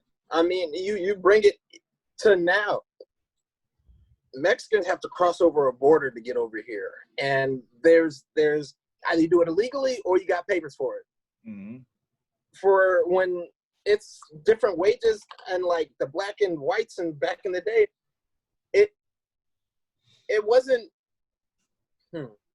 really helpful for black people. Well, I mean, how do I put this? I'm sorry, I'm over here spewing. No, go ahead. This is I want you to just kind of speak your mind. Tell like what you're like the first one, it doesn't make sense. Like I was brought here, and the second, like, forced to do this. It's not like I want to do it. Right. Sign me up. Oh yeah. You're saying like they're choosing to come over here. Yeah. Granted, it was an ignorant time, but like, where's the common sense amongst the people? Is it, I mean, and you said this, like, I'd be mad if somebody came over and took my job, and therefore I'm not going to be thinking logically. No, you're not going to think about who are the people who are at the top of this food chain, hiring the people and making this structural, inequality and impropriety happen. And so the other part of it is that when they talk about how, if you just put your hand up in resistance or anything like that, like if you think about it, like this isn't, yes, we are seeing, we're seeing this sort of thing, especially brought to the forefront in these cases where it's a black, usually a black man, Breonna Mm-hmm. Taylor, a black woman, but usually it's a black man. But you have other things, Duncan Lemp, and then what was who's the kid that was, or the I don't know, young man, much younger than me, man, who was in the hall and he's like crawling on all fours, and they're like, put your hands up, put your hands up, crawl towards me, and it's like, how the fuck am I gonna crawl when I got my hands up? It's like, that video was disgusting. Make your mind up. That was horrible. No, I saw it one time and I was like, I couldn't. It was horrible because that one and the George Floyd one were two of the most like obvious. You just felt like, oh my God, you could feel how helpless and how like just you can watch that and you feel what it feels like to know you're gonna die while you're watching that. You know what it Eric is? Garner, I could see like he's being choked, and like Alton Sterling, like it was so fast and everything, and there's a lot of stuff moving around and everything. Like a lot of these videos, you don't get to see that much. Philando Castile, you could barely see anything. But these two, the George Floyd one and that one, were like, God damn, like this is like really, prevalent. really super harsh. prevalent. Like, Yeah. they're But very... it's that same concept. So they've got us all. It doesn't matter what color you are. Mm-hmm. It's not, this isn't even like and that's the thing that really frustrates me about as a guy who grew up as like a Catholic white conservative who, that's like my family and friends, like that's still like the lane that they run in. And to have them like sending me like Brandon Tatum videos or Candace Owens videos to like kind of like, cause some of them know a little bit about like where, you know, the lane I run in and the crew that I kind of roll with and everything. Yeah. They know who I fuck with. And so it's like, hey, what about this? It's like, and like, what the fuck's your point? Like, this is, do you realize that like you're sending me this shit because you think this is all bullshit and it's being played up as some sort of like divisive issue, and you're playing right into it because you're playing the opposite side of the divisive issue instead of recognizing this is bullshit. Fuck those cops, and also fuck the cops who got the white guys, and let's recognize that it's not about defending the cops because the cops were white or defending the McMichaels because the McMichaels were white. And it's about saying, fuck people who are assholes, and especially fuck the state because they don't give a shit about any of us. And let's unite together against them. And instead, y'all choose to just play this fucking bullshit back and forth. And that's where we are right now, where we have like people are tearing down Frederick Douglass statues on one hand, and I mean the Christopher Columbus, his statue got fuck Christopher Columbus, but it's still it's that yeah, it's still a historical thing. Like it should be in a museum or something, I guess. You know, like no. And then they should have the real story about the closest thing you can how do much of a fuck up he was when telling the historical or telling stories of our history. Leave it to a museum. You can't, from now on, don't put no more damn statues on the streets. Yeah. Leave it to a museum. No, for real. With my money. Right, with my money. Exactly. And not only that, but like, there's so much prettier, cooler shit you can do. Oh, like, dude. It's, so there's one. I gotta interject real quick, Chad. Yeah, go ahead. Where I work is just north of Indianapolis in a little town called Carmel, which is also known as statist hell, because these stupid motherfuckers talking about statues and dumb shit they can do. The town of Carmel, granted, is the second most wealthy city and in the most wealthy county in the state. Send me some money, Marcus. Send me some money. Right. They owe $1.2 billion. Oh, that's what they borrowed as a town. This is not a huge town. This is a suburb. $1.2 billion to buy things like $100,000. They have, in this little town, they have over 100 fucking roundabouts in a little ass town. Oh, like little traffic circle type? Yeah. And to put statues in each one? In the middle of each one, including one. I know. So you can distract people? Right. One of these statues is of paper rocks and feathers that cost $100,000. They got a Rochambeau statue? I don't know who the hell it is, but it is. If I get a museum, a Rochambeau's got to go out there. Like that's the number one priority. I need rock, paper, scissors right here. What? So this my little brothers and sisters are struggling out here. So I wanted to say that, and I also wanted to point one more thing out. It also makes me think like that it's like a way of them taunting us. Yeah. Oh, super duper. Guess what, bitch? Look, we did. You know those nut sacks that hang on the back of F-150s? Like we got a statue of one of them on this monument. Right, hanging out. Bitch. Guess how much money you pay for this? Yeah. Right. In the second, they laugh because they do like little sneaky things to sign it off, saying, "Oh, the people will pay for this," and we do. Yeah.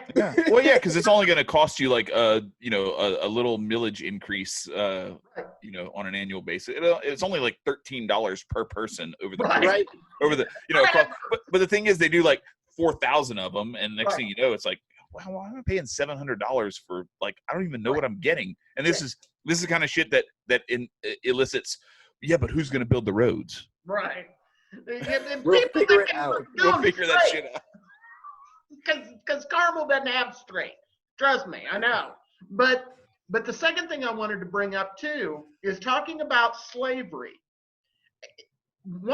Early on, I guess this is probably, about 8 years ago or something like that, several years ago, I was studying different philosophers, and I worked late at night, and as part of my program that I would, because I'm by myself, I was a custodian, I was cleaning shit.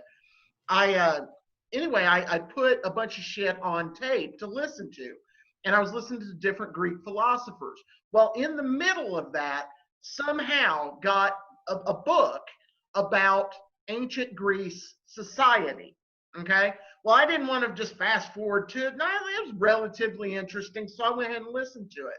What I gleaned from that, and remember, this is also amidst like reading Thomas Paine, Aristotle. So in the middle of this, I'm reading this thing about I'm listening to this stuff about Greek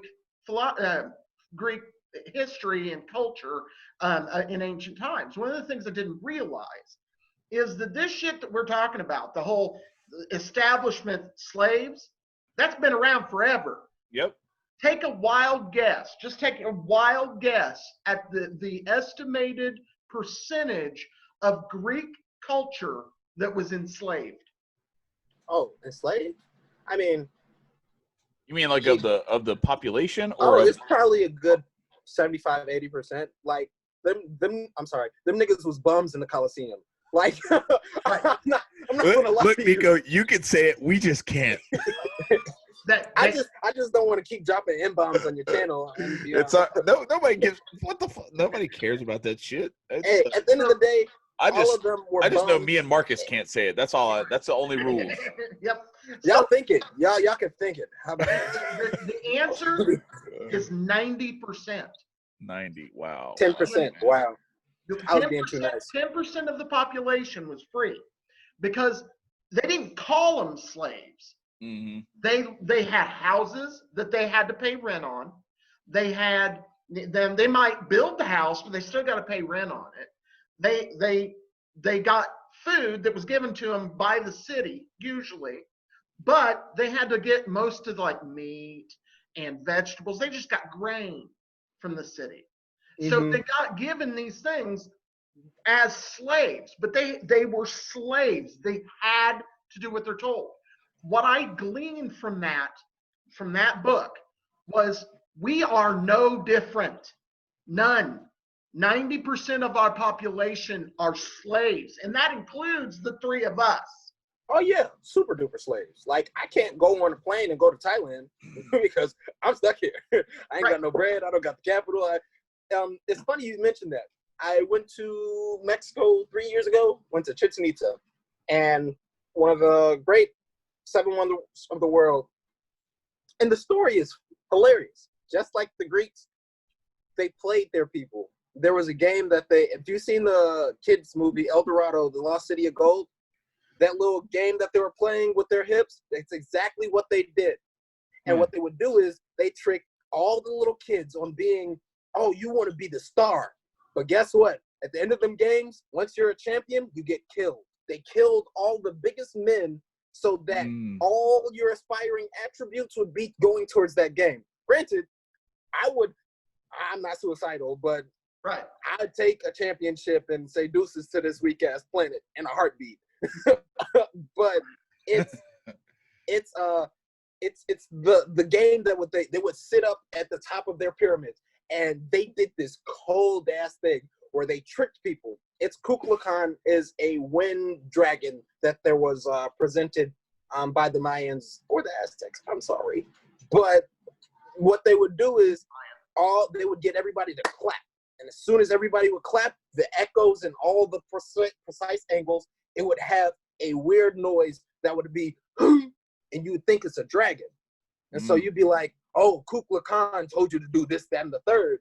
When you play the people into playing themselves, it's not hard at all. When you trick the people into thinking they want to get healthy, it's not a problem at all. You feel me? So it's for sure. It's the real simple of, this is the sign, this is prosperity, this is the damnation. Let's switch it. Yeah, no shit. Yeah, that's the real mind fuck too. And what's interesting, because my wife and I've been kind of going back and forth about some of this stuff, because there's all this shit with like all the stuff that's going on right now. You know, you got the spike in cases, and I'm not saying the word because I don't want to get flagged for this shit, but I don't want the channel to get. You know who. Yeah, the cases are up, but the other stuff is not up; it's down, and so it's like, and I'm going to this thing in Orlando, and you know, they government flu. They have this is a requirement. I'll put that, say that much. Can we do this now? Like, I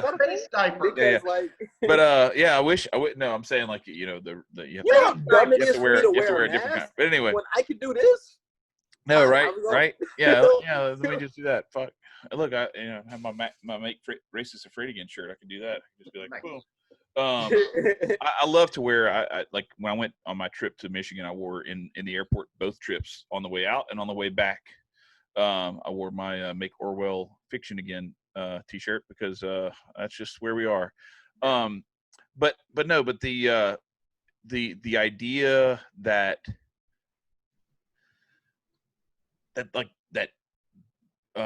armies and guns and kicking down doors and all that kind of shit is coming, I think is a silly notion. And I think it's the kind of thing that I start to question whether it's controlled opposition that is making this sort of fear mongering come to the forefront. Yeah. Because it's like it's pushing you into, because she's like talking about, like, where can we go? Where can we run off to? What? And I'm like, where you can?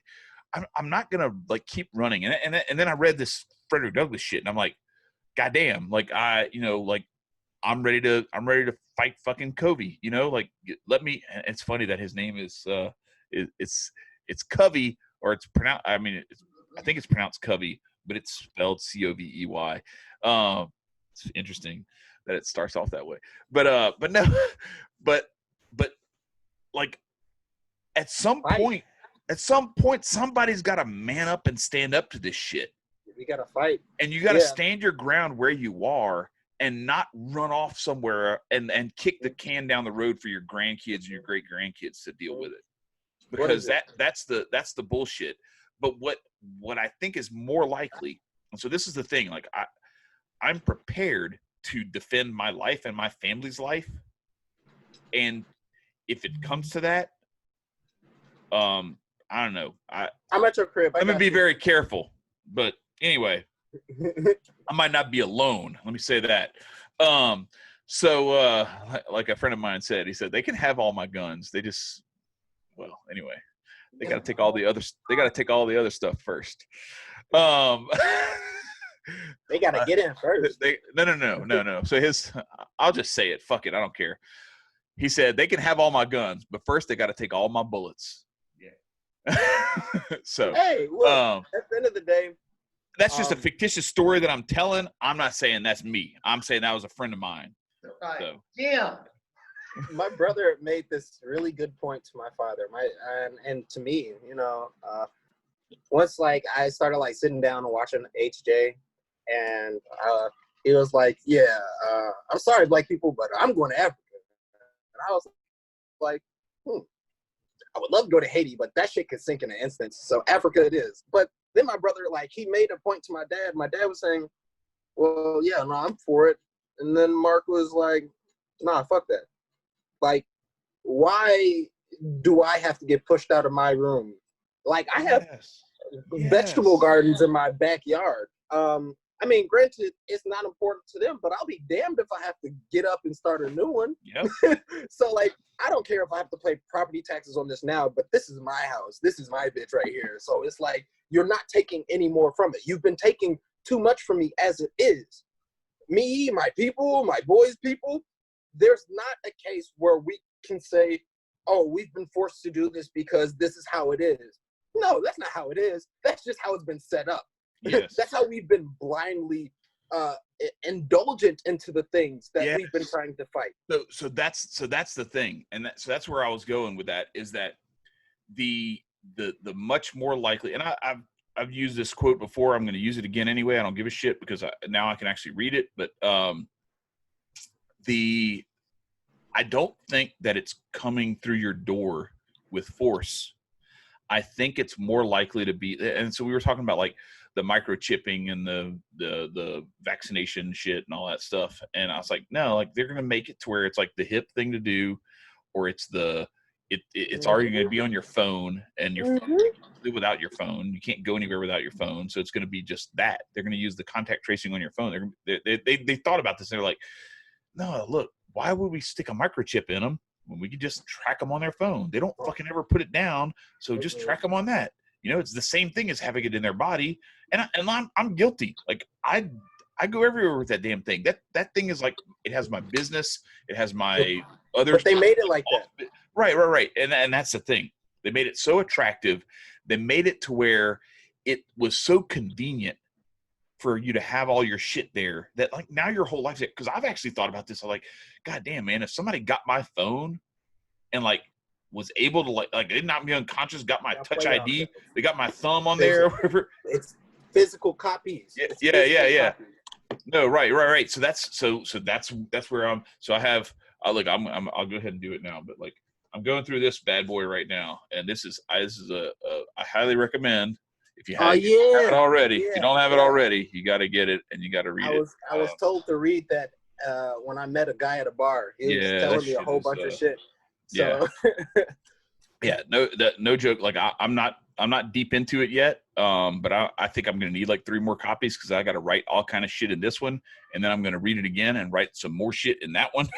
and I want to have at least a copy or 2 that I will have, to hand out to other people or to just be like my pristine one on the shelf or whatever.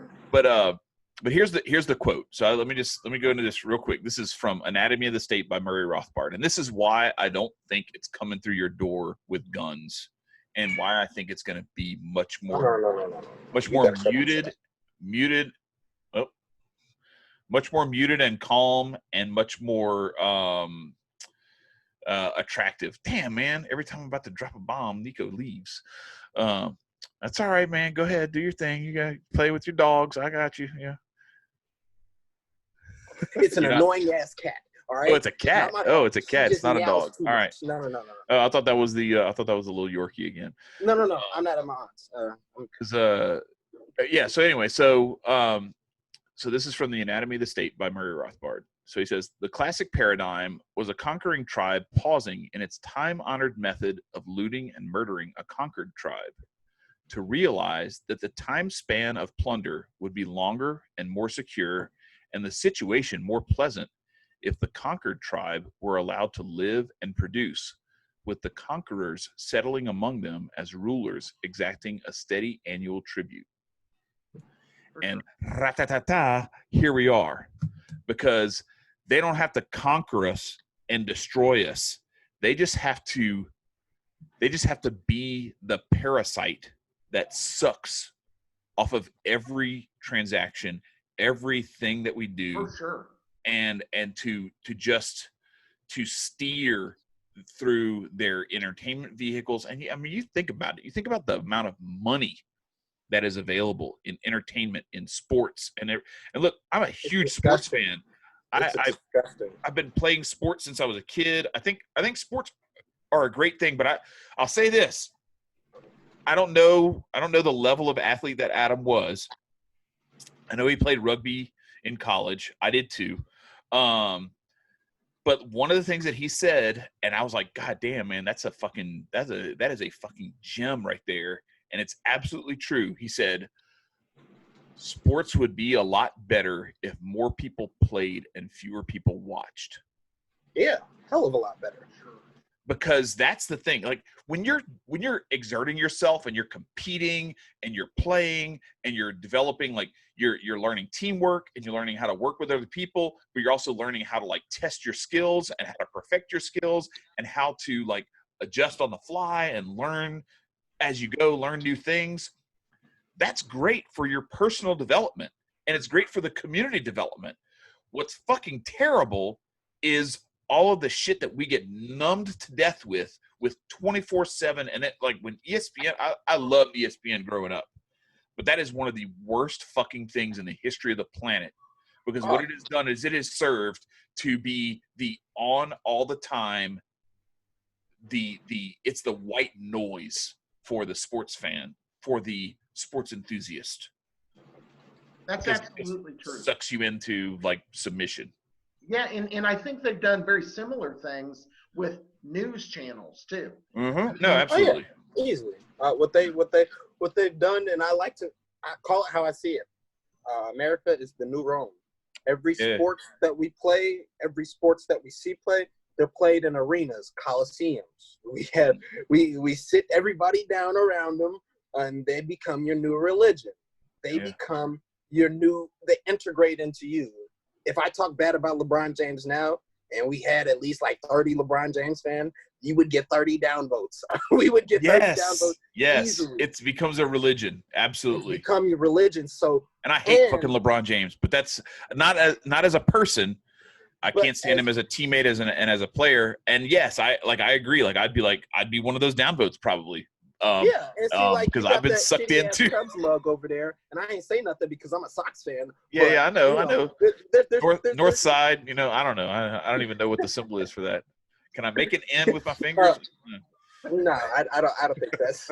You probably have broken hand if you had. Dude, like seriously though, like I'm looking at it. I'm looking at the calendar. I got to go to Michigan in like July, August, and I'm looking at like the Cubs Sox are playing like several series. The crosstown because they're doing that whole thing this year with the shortened season and everything, and I'm trying to figure out if there's a way that like we can link up for one. Oh yeah, no, come in that Cubs gear. Come in that Cubs gear. Hell yeah, I will. Be all buddy. I got all kinds of that shit. I'm bringing it.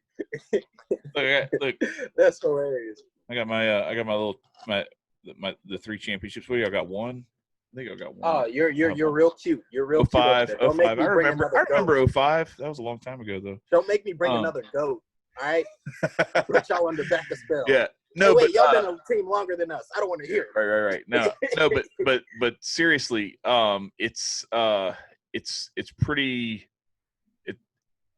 To bring it back to Frederick Douglass, it's back to that thing. So we were talking about how they would like have these challenges for like drinking, and how you were talking about the El Dorado, the dancing and the athleticism thing to get you to this level where it's like, okay, now we figured out who is like a potential threat or whatever, and so we'll eliminate them. Well, in the drunken thing, it's like, let's just sedate the fuck out of these people and make them get to that point.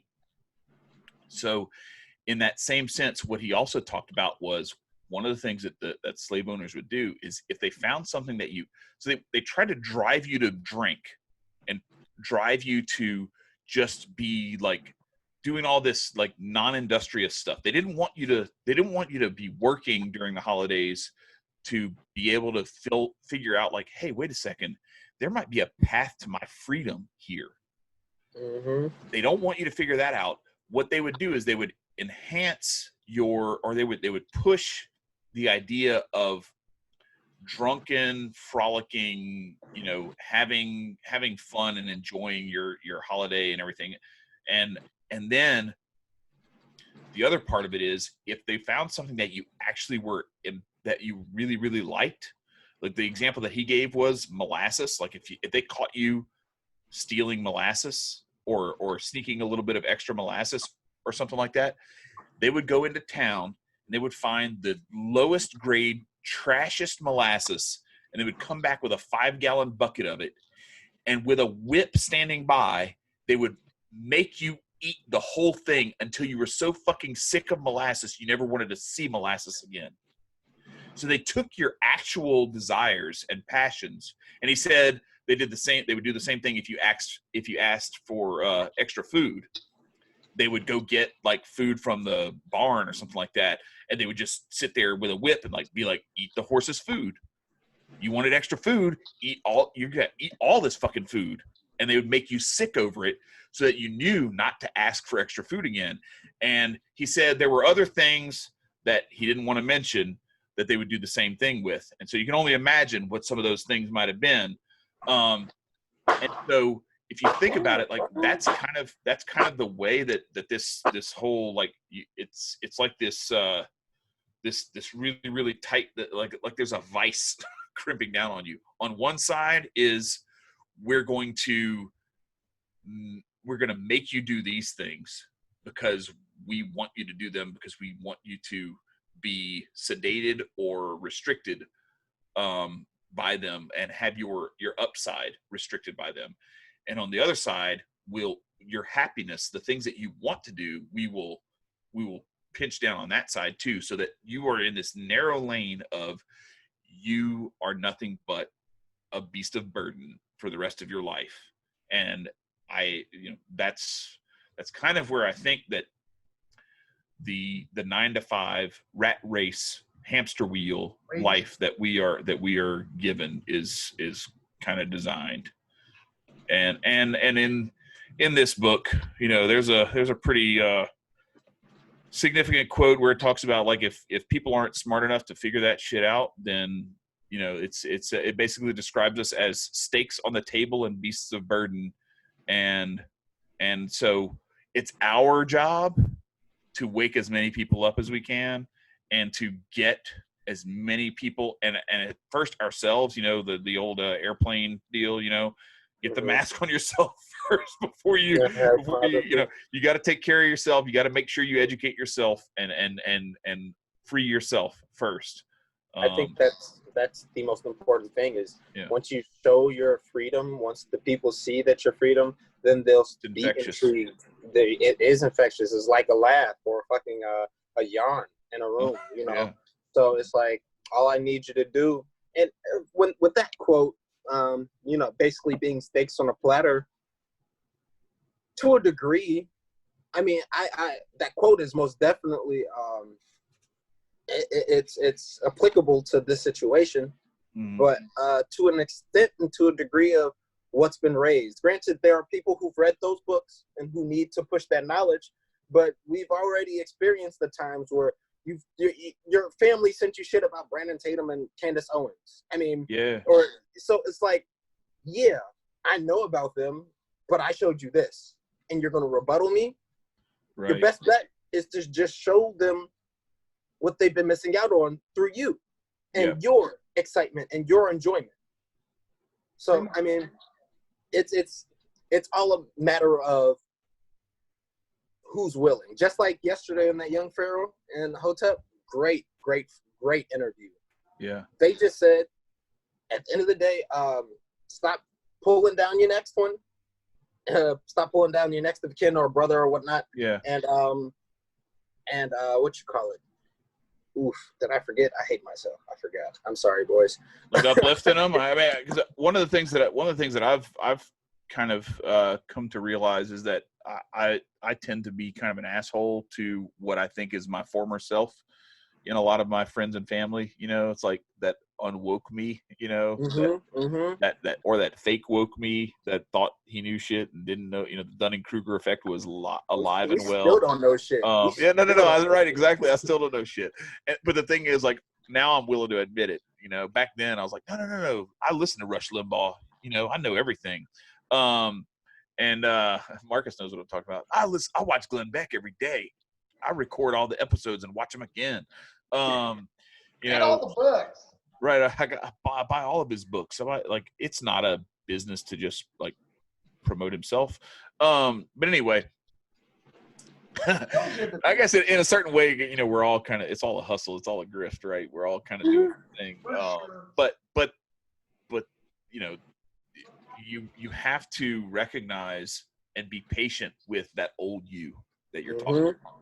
And I suck at that. Like I have been, I'm just looking at, like, there's that friend that we've talked about a few times, I've been that guy. I've been that asshole to him. Like, I have just been like, Chad, you got 3 kids, bro. Patience should you're be a like dumbass. Well, I don't say that kind of thing, but I'll just like let loose on him. And I'll just, sometimes it's I feel like it's deserved, because sometimes it's these arguments that dude, we have gone over this like several times. I'm not, it'll just be something like, how are we going to do the roads? I'm like, how are we going to have children without rape? So you're telling me that we can't put flat shit on the ground unless we hold guns at people and steal from them. So I'm asking you, how are we going to have kids without rape? And he's like, it's like I broke his brain. He's like, he doesn't even understand the question, or that it's like, it's a pushback, like metaphor for like, this is the same goddamn question, just with different pieces, different like objects representing the different. Yeah, I'm just replacing roads and taxes with children and rape. That's the only difference. Right. But it's the same goddamn thing. Like consent, volunteering your own consent is the only difference between roads being built privately and marriage and like normal loving relationships creating children versus rape and taxation. Yeah, but you're speaking another language to these people. It's like maybe I need to figure out how to speak the right language, because I thought metaphor was like my superpower. Because sometimes I'll be like, but these people don't get it. They don't get it. I commented just the T-shirt you've got, that I made a meme out of that T-shirt with the button. Oh yeah, the I vetoed. Yeah, there was a thing on Twitter where they were talking about like, the election, and I simply said, I just put that. That's all I put. Fucking, I ain't voting for none of these tools. and so that's what I put up. Well, this guy comes at me just like, oh, you gotta vote because you gotta care, and and I'm like, dude, it's not like I don't care. It's not like I'm not, this guy doesn't know who the hell I am. Doesn't know that I've spent 3 fucking years trying to get a dude elected. Right. So maybe if you punch the vote button hard enough, it will matter more. So at the end of the day, I made arguments, did whatever, and this dumbass says, you just don't care who the president is. No, motherfucker, I do not. Look, you got through to him. You got through to him. Congratulations. You did better than I did with my friend. At least you fucking got through to him. Like, no, I don't give a fuck who the president is. I don't give a goddamn who the president is. You know why? Because it hasn't made a fucking difference in my entire life who the fucking president is. Not one. Has the presidency of the United States had a goddamn thing to do with whether I have a job or whether I make a house that much, or my girlfriend breaks up with me or marries me or what? None of that shit. All that shit has to do with me and how I move in the world. Right. That's back to the thing about the kids and like whether or not you want to be like applauding your kids for being pretty or smart or any of that kind of stuff. No. How do you move in the world? Because that is the only thing you have any reason to be proud of. Right. What were you saying, Nicco? Sorry. Oh no, it's so funny how you bring up like we don't care who the president is. Let me see. Back in 2018, I think I was in the middle of a shower, election year. I got a call from my dad. Super excited, super eccentric, all that, or whatever the words are. We have our first black president. You can do anything. You can be anything. I was like, maybe I can't do anything. Maybe I can't be anything. And then the more and more you get older and, the ignorance starts to lead your mind and you figure out the true evils of this damn world, then you fucking ask about me or my people. So the way they move just shows that they don't care about me and my people. It is very evident. It's always if you look at what Soledad O'Brien said about Roland Martin, where like CNN told her like she couldn't bring him on because he wasn't the right kind of black person.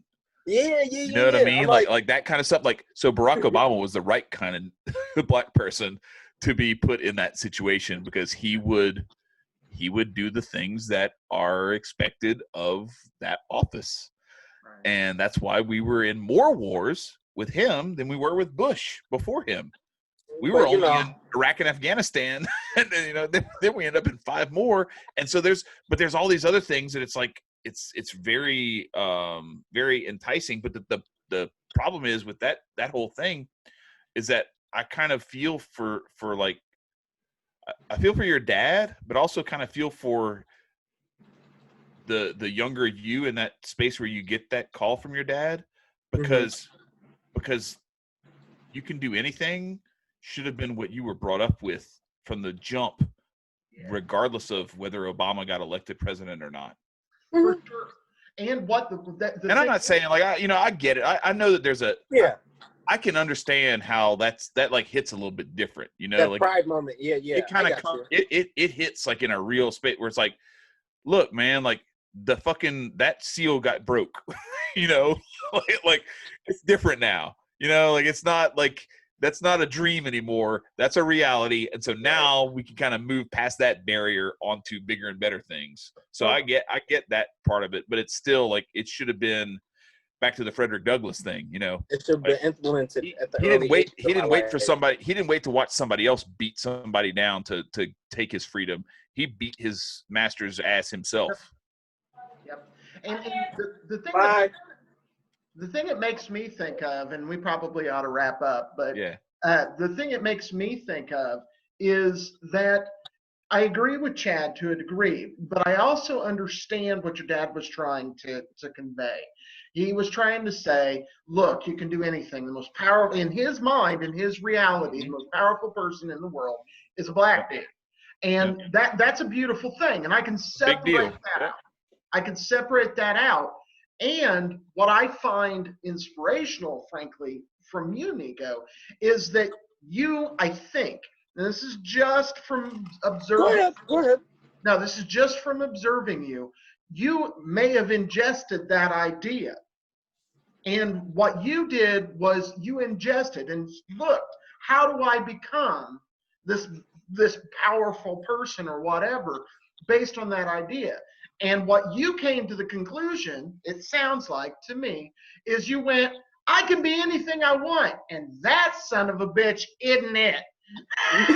In a general sense. In a general sense, that's most definitely how it is. Yeah. But no, that's hearing the way that you've talked about stuff though, Nicco, like I think like what your vision of what you were capable of is to me, just because of what I know about the presidency and like what kind of narcissistic psycho it takes to be in that position. Your energy is so much more benevolent, so much more generous, so much more charitable that I don't even think that office deserves you. Right. I appreciate that. I genuinely do. I mean, I'm not fuck presidency. Now we're good on that. But the ideology of it behind it, and it's crazy that like it had to. I don't want to keep pushing this, but it takes the idea of a black president. Little do people know there's 13 other ones that were half black, half white. Yeah, right. There's some. Yeah, there's. Go do your research. Yeah, that's all I gotta say. But no, and so it shouldn't have taken a sport or an outside element for a parent or some kind of exemplary figure to say you can do this, this, and this, and this. It's only what this does. It's only what this allows it to do. So I mean, it's all about it. It's tragic that we have to wait for certain moments and events to pop up for you to try and get that acknowledgement, for you to push that idea. For sure. It should have been there naturally. Yeah. And is. For you to feel like you have permission is what it almost kind of comes across as, like it's like, well, now I have permission to try to be all I can be because I have seen someone break through that threshold. And I mean, it's I don't know what I kind of get taken back to a similar conversation like with but this is more on like an individual level, on a personal level with Kanye and his dad. I don't know if you saw this, but it was at the when they did the video for, I don't remember which song it was from Jesus is King, but they did the video where he's out in the snow in those like, oh, I do remember that. And at the end, he has that little clip, that little graphic that says like his dad asked him like how much land is this, and he said 4,000 acres, and his dad's response was, a black man. You know what I mean? Like it was like damn, like you know. But Kanye was just like, I'll be the example. Like I'll be the one who does it. You know, I don't need somebody else to break that seal for me. I'm going to be the one who breaks the seal. And so for all of the different things that people might like or dislike about him with his, you know, putting his MAGA hat on or whatever else and all that kind of stuff, and the slavery comment and everything, you can't deny what he has done from a like trend-setting sort of standpoint. And you know, his little collab with Gap now, you know, selling Yeezys and all that stuff, or the Yeezy brand and everything. There's a certain breakthrough capacity and mentality that he has, where he's just like, fuck the rules, I'm gonna make my own rules. That's the kind of mentality that's kind of needed. Like when you're placed on a world where like your box is your box, therefore like it and it's not hard. It's thinking outside the box. And it's easier for people to think outside the box because they have different experiences and different, you know, life wisdoms that have been attributed to them through their life, for allowing them to see more open, opposed to somebody who's been in a hut studying algebra and philosophy or something like that. And they don't have the kind of knowledge that I have. Granted, I don't have theirs. They don't have the bigger bubble. It's the bigger bubble that needs to be popped for some people for them to get the realization like, oh, I can actually do this, that, and the third. Mm-hmm. It's always about it's the inner realization. Yeah. When you realize that, for you, Marcus, you can have a black God. The inner realization. Nobody can tell me anything that I want to do on this planet. You can do whatever you absolutely want to, but because of the powers that be, and we always leave it to, it's the powers that be, let's just eradicate them. No, and that's the thing that made that thing jump out so much about that quote from Douglass in this deal, where he's talking about how he felt that power kind of come into him, you know, where it was like, I wasn't afraid to die, and I was free. In fact, even though in form I was still a slave. Like, as far as the world knew, he was a slave, but he knew he beat that dude's ass, and that dude looked at him different and knew his next ass whooping was coming if he tried to bow up on him again. And that's the sort of thing. I mean, it's hard to really, you know, when you look at, like, you know, the Randy Weaver and the whole Ruby Ridge and Waco, and then you look at the CHOP and what they did to that. Like, as soon as they went and protested at the mayor's office, he was like, "Oh, that's it, it's over." Gone on now. You know, it sometimes it makes it challenging, but I don't know. I really feel like sometimes the half steps, half measures are more of what kind of leads to that sort of result than just standing 10 toes down. And it doesn't mean that you have to be an asshole or you have to like threaten to like kill people or hurt people or anything like that. But you can just basically say, like, no, I'm not doing anything wrong. I am not doing anything wrong. And you cannot stop me from doing something when I'm not doing anything wrong. Right. Well, I'm going to build myself, and I'm going to build my family, and I'm going to build my community, and you can't stop me because it doesn't make you rich. Yeah. On that note, yeah, I think this has been a good one. We've really dove into some pretty heavy stuff, and I think that many people would be well served to seek out Frederick Douglass, read what he had to say. I don't care if it's a quote, I don't care if it's just a little piece of what he's got. The man was a genius and an inspiration to people of all backgrounds and colors and all of that. And I think that each of us are a testament to what he suggested, or suggested against, and that is we think rationally, and we try to make the world a better place. And that's, one of the things that he said, and I'm probably going to mess the quote up, but this is as close as it's going to get.